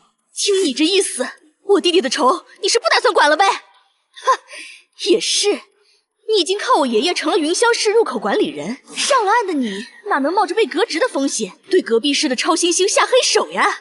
我真是看错你了，早知道爷爷当初留下来的资源就该用在周德身上。你干什么？专守我爷爷留下来的遗物啊！我弟弟死了你不帮忙，那我就把你想要的遗物给能给我报仇的外人了。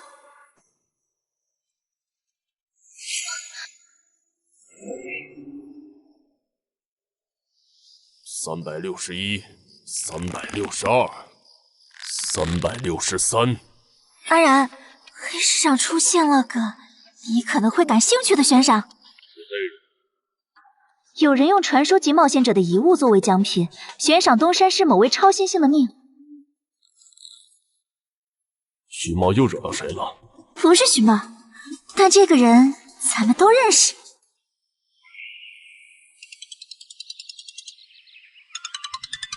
喂，陈海哥，你被人盯上了。我知道呀，这问题不是已经解决了吗？这次不一样，有人在网络黑市高价买你的命。你别不当回事，发出这则悬赏的人出价很离谱。我哥说，如果不是你救过我，他说不定也要分一杯羹。具体怎么回事？你再详细说一下。就是我哥他们在网络黑市上看到。还真有你的悬赏，能查出来是谁发的吗？不用查，就从这则悬赏的报酬反推，发出者大概率是已故的传说级冒险者周建明的直系亲属。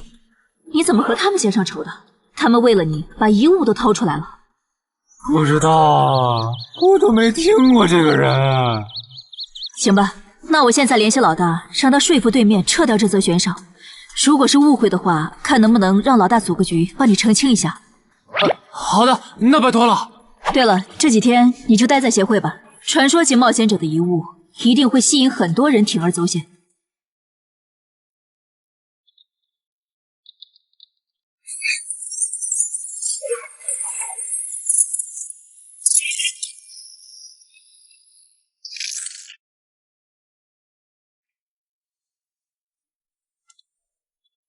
被人捷足先登了？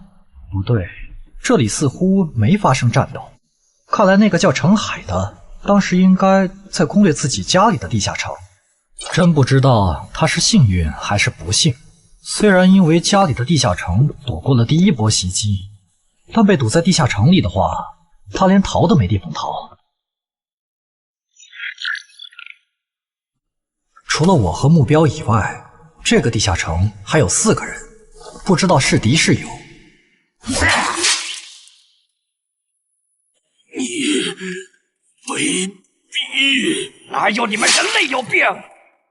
我不就派了个斥候守在出口吗？至于让你们杀过来吗？搞得我现在受伤不说，手底下的兵也被消耗的差不多了。如果昨天那个冒险者又回来了，不行，留得青山在，不愁没柴烧。这点不能待了，得赶紧走。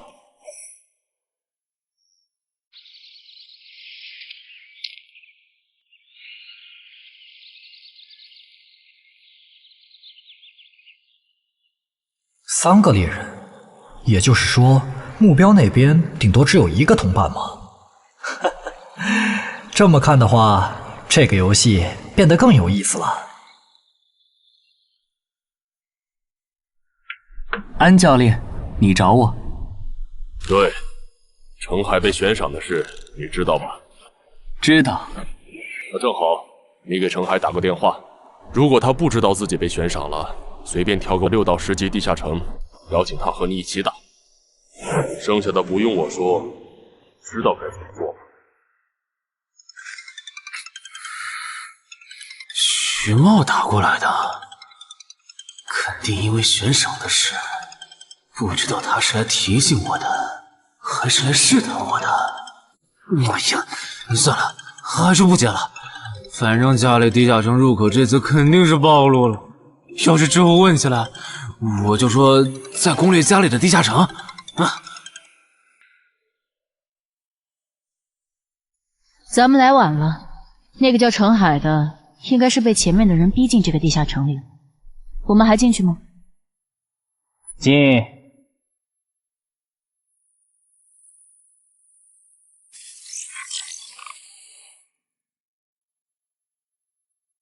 又进来2个人。等等，这个轮换脱离任务怎么变得无法完成了？难道说这个地下城的精英豺狼人已经被杀到不足5匹了？你好，那边的人让我问你，要不要一起开个会？那边的狂战士好像有事要跟咱们商量。也就是说，你和你的同伴是最先进入这个地下城的，程海不在这里。对。那我不明白了，你们没堵到人，为什么不离开，反而在这儿扎堆守着湖呢？因为我同伴的主职业是海兽祭司，他因为职业特性的原因，发现这个地下城刚刚诞生了一只英雄级鱼人，他想趁着对方还未成长起来，和他签订主仆契约。那你们呢？你们为什么不去做轮换脱离任务？因为我们进入地下城用无人机找程海的时候，只发现了守在湖边的他。等我们赶过来以后，他既不承认程海在湖里，又不肯交代他守在湖边不走的理由，那我们能怎么办？只能陪他在湖边耗喽。这不能怪我呀，我总不能说我的同伴下水了，但我不会游泳，只能在岸上等他吧。你这家伙！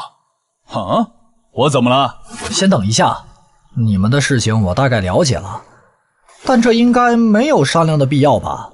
有必要。刚刚我的同伴死了。啊？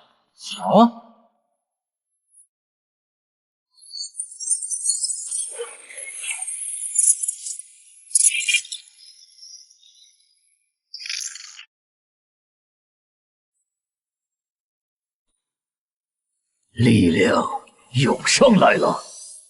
这样的食物外面有很多吗？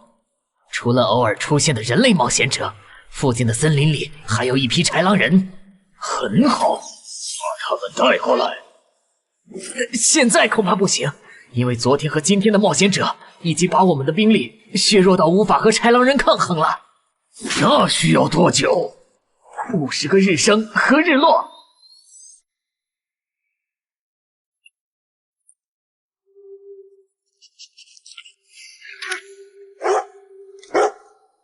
没想到独狼闪怒竟然死在了这个地下城。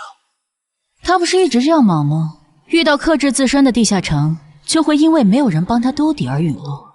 是这个道理，但这白痴为了断其他人的后路，单独猎杀豺狼人，结果把自己给玩死，是我没想到的。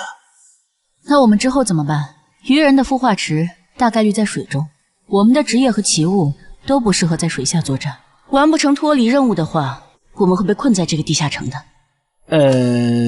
这个地下城的最大挑战者数是15，除了我们和这个白痴以外，还有12个名额。只有其中有擅长水下作战或者能帮助我们完成脱离任务的，我们就能脱离。所以回出口。我都说多少遍了，我的同伴是海兽祭司啊！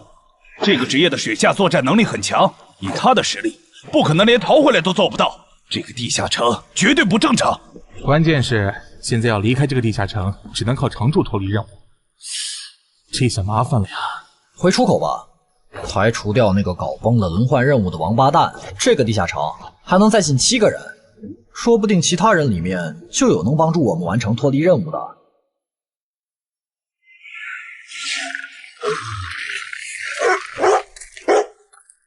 刺杀者王二，他不是去月省了吗？怎么会出现在这里？你们得手了？没，目标可能根本就没进来，咱们被耍了。可以啊，海哥，我还是第一次听说有6级冒险者的悬赏金能和史诗级器物挂钩的。这又不是什么值得骄傲的事，而且不管从哪个角度看，官方冒险者被公开悬赏这件事都太奇怪了吧？你这么一说，倒确实是。虽然冒险者适用的法律和普通人不太一样，但官方冒险者被公开悬赏这种事，我也是第一次见。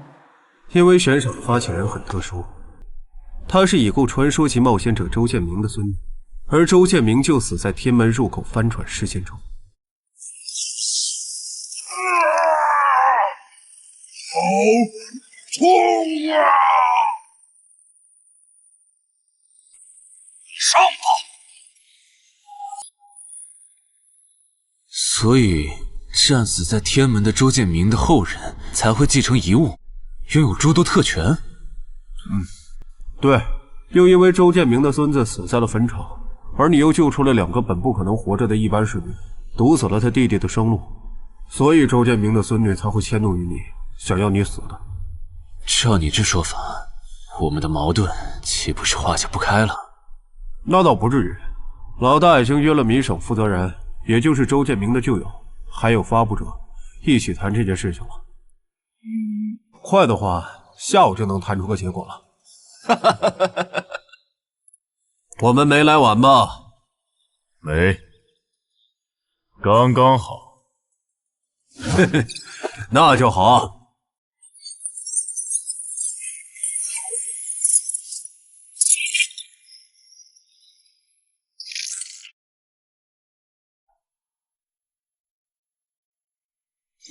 啥情况？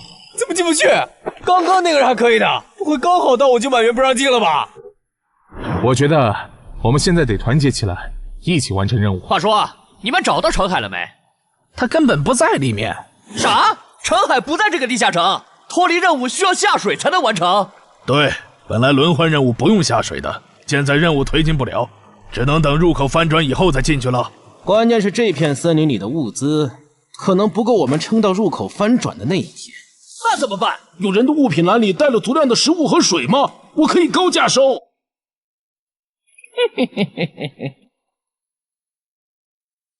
本来也没抱多少希望，不过没想到连刺杀者王二那样的高手都被困在这个地下城里。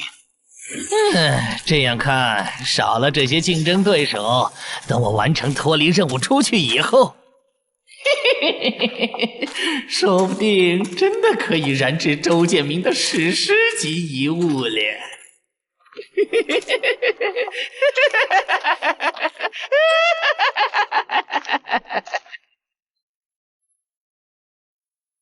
什么？有远方的愚人部落派使者来拜访我们？是的，对方自称是寇涛愚人的大祭司。大祭司？吞噬者大人，要和他见一面吗？见，不过以防万一，把放出去的愚人都叫回来吧。寇涛愚人吗？我还真挺想知道他是怎么找到我这里的。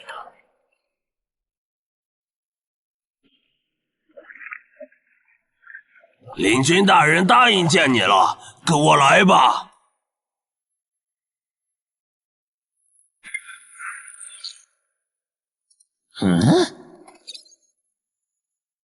这就完成脱离任务了，真是得来全不费工夫。你在看什么？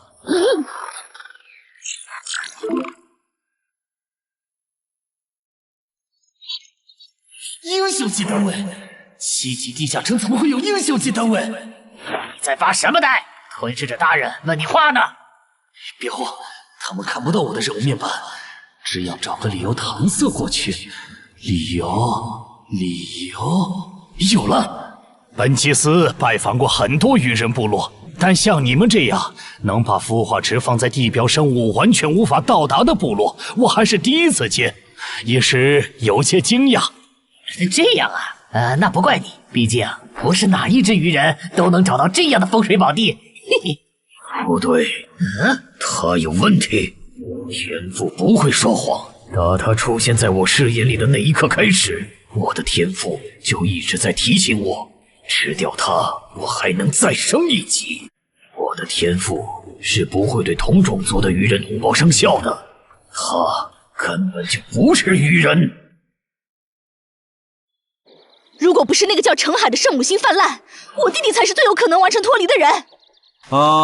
官方冒险者应急预案操作手册第4条，被卷入生存类地下城翻转拉人事件，需优先帮助弱势群体完成脱离任务。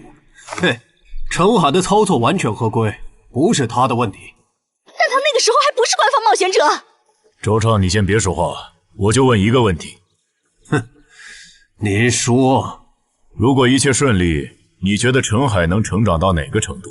优秀的中坚，独当一面的地区负责人，还是传说？以散人冒险者开局，1个月到6级，还单杀了新兴猎手高成勇。不管从哪个角度看，程海都比同期的我要强。再结合他在坟场的表现，我觉得他至少都能胜任地区负责人，甚至有望冲击传说。好，那这事儿就这么算了。我这边稍后会督促华东委托集市的负责人下掉那则悬赏。黄伯伯，差不多得了。我之前看在建明哥的面子上，一直纵容你和你弟弟，但再怎么照顾也是有限度的。我们这一边的传说种子，可不能因为你的一己私欲而要。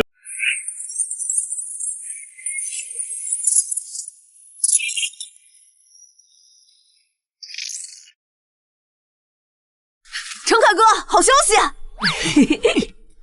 你的悬赏被撤掉了。好呀！程海的悬赏没了，这才24小时不到吧？谁这么效率？看来只是悬赏被撤回，不是有人有事。他刚微信回我了。所以是郑仁君出面死保了吗？没想到他这么看好这个新人。黄伯伯，那则悬赏是您点头了以后我才发的，为什么那个郑仁君说几句您就改口了？他郑仁君的面子有那么大吗？如果只有东山方面的施压，我其实还能帮你扛几天。但现在是除了协会内部，还有别的方向的压力也给到了我这里。那个叫陈海的人脉比你想的要广。别打了，我知道的我都说了，给我个痛快吧。大人，已经审完了。哦，森林里有12名冒险者，实力和豺狼首领差不多，他们不擅长水下作战，不用担心会打过来。现在被困在森林里，无法撤离，森林里食物少，撑不到50天，有点意思。这位就是东山市的入口管理者邓仁君，你的事就是他出面说和的。谢谢郑哥。客气。虽然华东委托集市已经撤掉了针对你的悬赏，但保险起见，未来2个月你还是别出这栋楼了。外面指不定会有高等级通缉犯冒险来杀你，然后找悬赏发布者领赏。有道理，那我不出去了。等一下，那悬赏陈海哥的人呢？这种坏规矩的事儿，他难道就没有处罚吗？发布者毕竟是周建明的孙女，官方不太好处罚的。不过对她丈夫伤礼的处罚，过段时间会下来。她应该当不了云霄市的入口管理者了。周建明遗物的保管权现在归民省负责人黄省了。虽说所有者还是周畅，但以后交易赠与都得在黄省监督下进行，这样他就没法再给你使坏了。对了，我家有一个7级的地下城入口，距离反转还有50天。既然未来2个月我都要住在这里，那我用不上了，我选择上交。什么？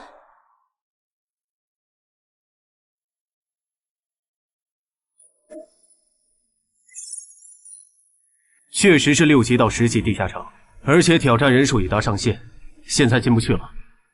哼，有意思。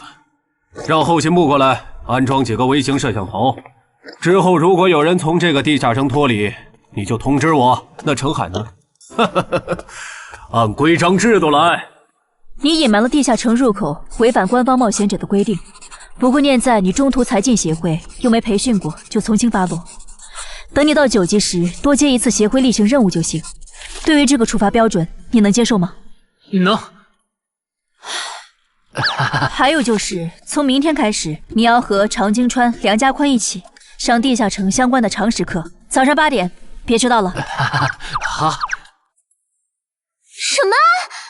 他们还对你做了内部处罚，真过分！明明没有造成影响，而且陈海哥，你跟他们报备的时间也不算晚啊，为什么要处罚你？因为相关条例就是这样，而且他们的处罚程度也很轻，所以也还好吧。相比起来，我更担心那些进地下城的赏金猎人。我家地下城有点邪门，他们要是掉以轻心，很可能被坑死在里面。陈海哥，你人太好了，明明是他们要害你，你却还在为他们考虑。你搞错了，我只是怕他们被困在地下城，到时候导致入口翻转，连累到我。说起来，你刚才说除了东山冒险者协会和你哥哥所在的散人联合以外，还有其他人也在帮我施压。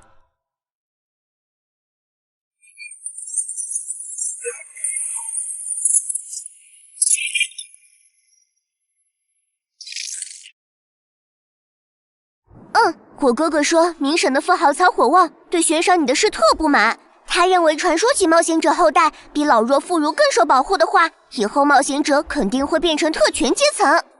听说这事还惊动了华东地区的负责人，所以关于你的悬赏才会这么快被撤下来。好，那替我跟你哥哥道声歉。等风头过了，我做东，咱们一起吃个饭吧。曹火旺。一起吃饭。啊，小妹真是为了个不知道从哪儿冒出来的野小子，竟然让大哥你用掉了这些年积攒下来的人情。人家毕竟救了咱们妹妹，我这个做大哥的不能就这么看着。怎么又有电话？喂，我是乔火旺。你可能不认得我。没，我听朋友说了，是您出面施压，我的悬赏才会这么快被撤销的。你已经知道了，那我就开门见山了。您说，我儿子死在了女妖之身，我调查到那个所有者，后来被你杀死了。这样看，你算是帮我儿子报了仇，所以咱们现在谁也不欠谁的，账清了。我今天给你电话是有别的事，我想以一介商人的身份和你谈一笔生意。简单点说，我和朋友都觉得你有前途，打算重点投资你。你以后要是成了地区负责人，选辖区时可以适当听取我们的建议。如果你觉得可以谈，咱们线下细聊。我是基础属性与称号常识课的客座讲师朱伟，很高兴认识大家。开始前，我想问大家一个问题：你们觉得对于新人冒险者来说，力、敏、体、智、感、魅这6种属性哪个最重要？这还用问？肯定是力量，毕竟脱离和通关任务大多需要击杀指定怪物才能完成。现在都知道，进地下城得备好防具和开刃武器，有兵器帮忙，哪怕身体弱得像软脚虾，也能击杀低等级怪物。对新人来说，力量够就成，多了那也是白搭。反倒是敏捷更能提高冒险者的生存率。这位学员说对了，在协会统计的数据中，刨除掉称号、职业和装备，对低等级冒险者的存活率和内战胜率影响最大的属性就是敏捷。敏捷影响冒险者在地下城内的存活率，这点好理解。但冒险者之间的内战为什么也是敏捷占主导？很简单，低等级冒险者的称号、职业和装备都不成套，没法弄出有效的攻防体系，所以他们内战时谁先动手谁赢面大。这时候敏捷就很关键了。原来如此，怪不得我遇到的秃鹫和通缉犯不是速度很快，就是打法非常克制、速度快的冒险者。原来点在这里。极限加敏捷的冒险者到6到10级就不好使了。一是这阶段冒险者能靠地下城掉落完美攻防，二是地下城等级一高，怪物种类和数量猛涨，光靠敏捷自己单干没法应对任务和怪物都变强的新情况。那6到10级这个阶段，哪种属性收益最大？6级之后，除了必定作为攻略组核心的超新星以外，其他冒险者都得按团队需求调整自己。这时候别管啥属性收益高，得看团队要你咋发展。原来如此。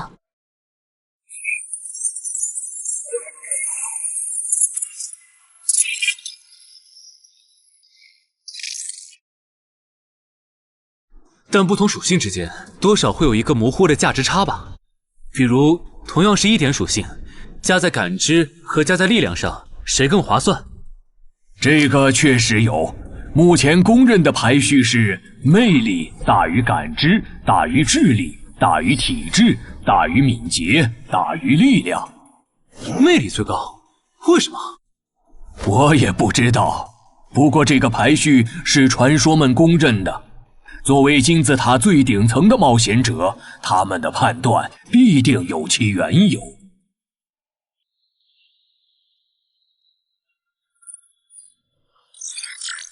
这英勇骑士转职成功，加1点魅力，还是隐藏职业。可我主职业就是近战，副职业再选同类，会不会最后效果1+1小于2啊？想什么呢？没什么。不想说就算了。对了，林姐让我问你，下午的冰击课你来吗？啊？这次好像有越省来的武术大师指导我们。停！第7局，长鲸川胜。强度优势这么大吗？算上大人绷带的效果，我等于是被14-0了。关键他的速度没我快，体力也没我好啊。你已经连输7把了，还打吗？打，我还没累呢。你呢？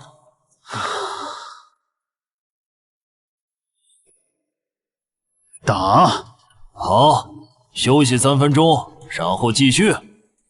怎么感觉不用称号和职业技能的陈海哥表现还不如我啊？你说的没错，他做了个基础身体塑造就去女妖之森了，靠着地下城和坟场暴走事件成了华东新星。要是光论基本功，他确实比不上你。啊，这样吗？哼，不过作为冰姬的门外汉，他的表现已经足够出色了。他现在已经能一步步跟上常青川的节奏，我估计5局之后，他应该就会开始赢了。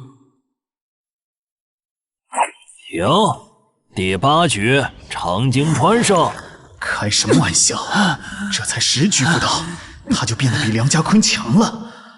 他的智力到底有多高？感觉不是打法的问题，如果我的爆发力再强一点，刚才那一局说不定能赢。陈海，啊，下一局你用称号和职业技能吧。你确定？确定。我想更直观的感受我和超新星的差距。常青川亮称号了。什么？他们好像要来真的。行吧，老爷爷，您往旁边站一点，我怕待会儿打起来会碰到您。不用顾及我。好吧，那我尽量快点结束。置死地而后生，看起来好像是增加爆发力的称号。我准备好了，你先攻吗？不用。好，来吧，让我领教一下超新星的含金量。那你不要眨眼哦，现在的我比之前快多了。好快！我出手更快！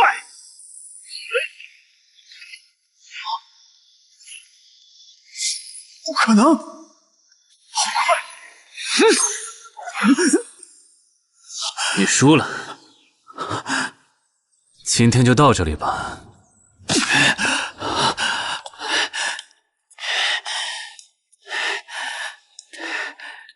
喂，我完事了，换班换班。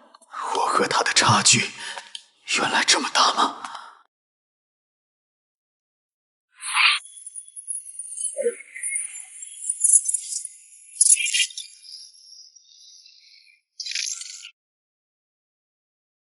其实你枪练得不错，出手的那一下，就算是我年轻那会儿，也不见得能躲掉。别灰心，你只是运气不好，遇到了能阅读你下一步动向的特例。阅读下一步？展开来说就是，人在出招时破绽最大。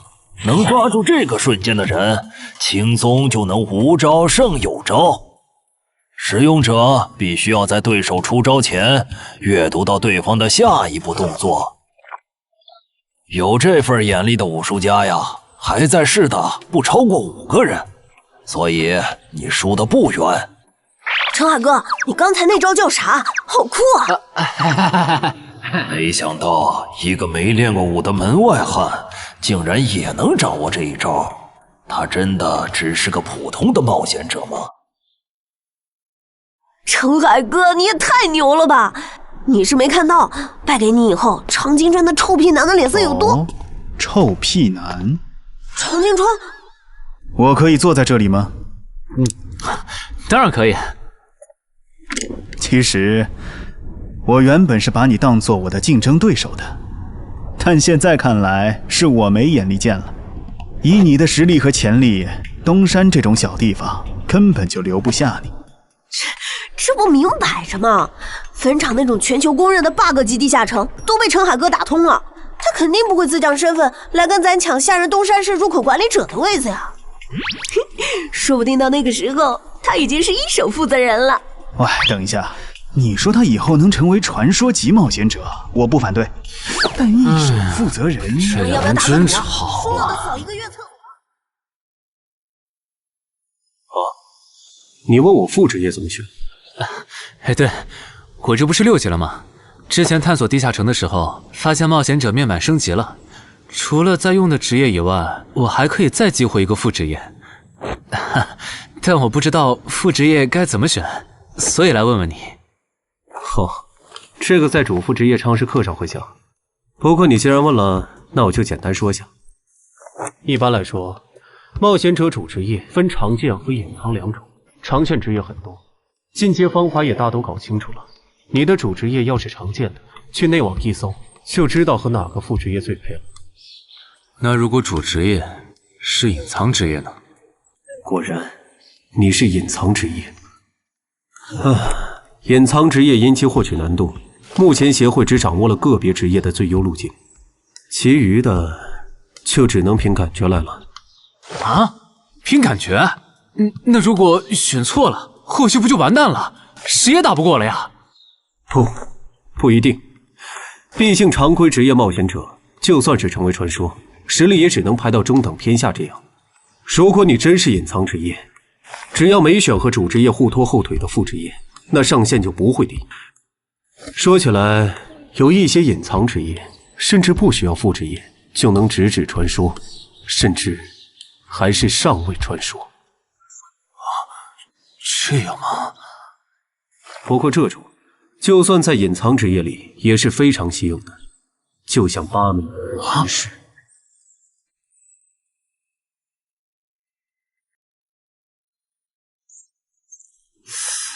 内网竟然没有死亡行者的相关资料，那看看英勇之骑士吧。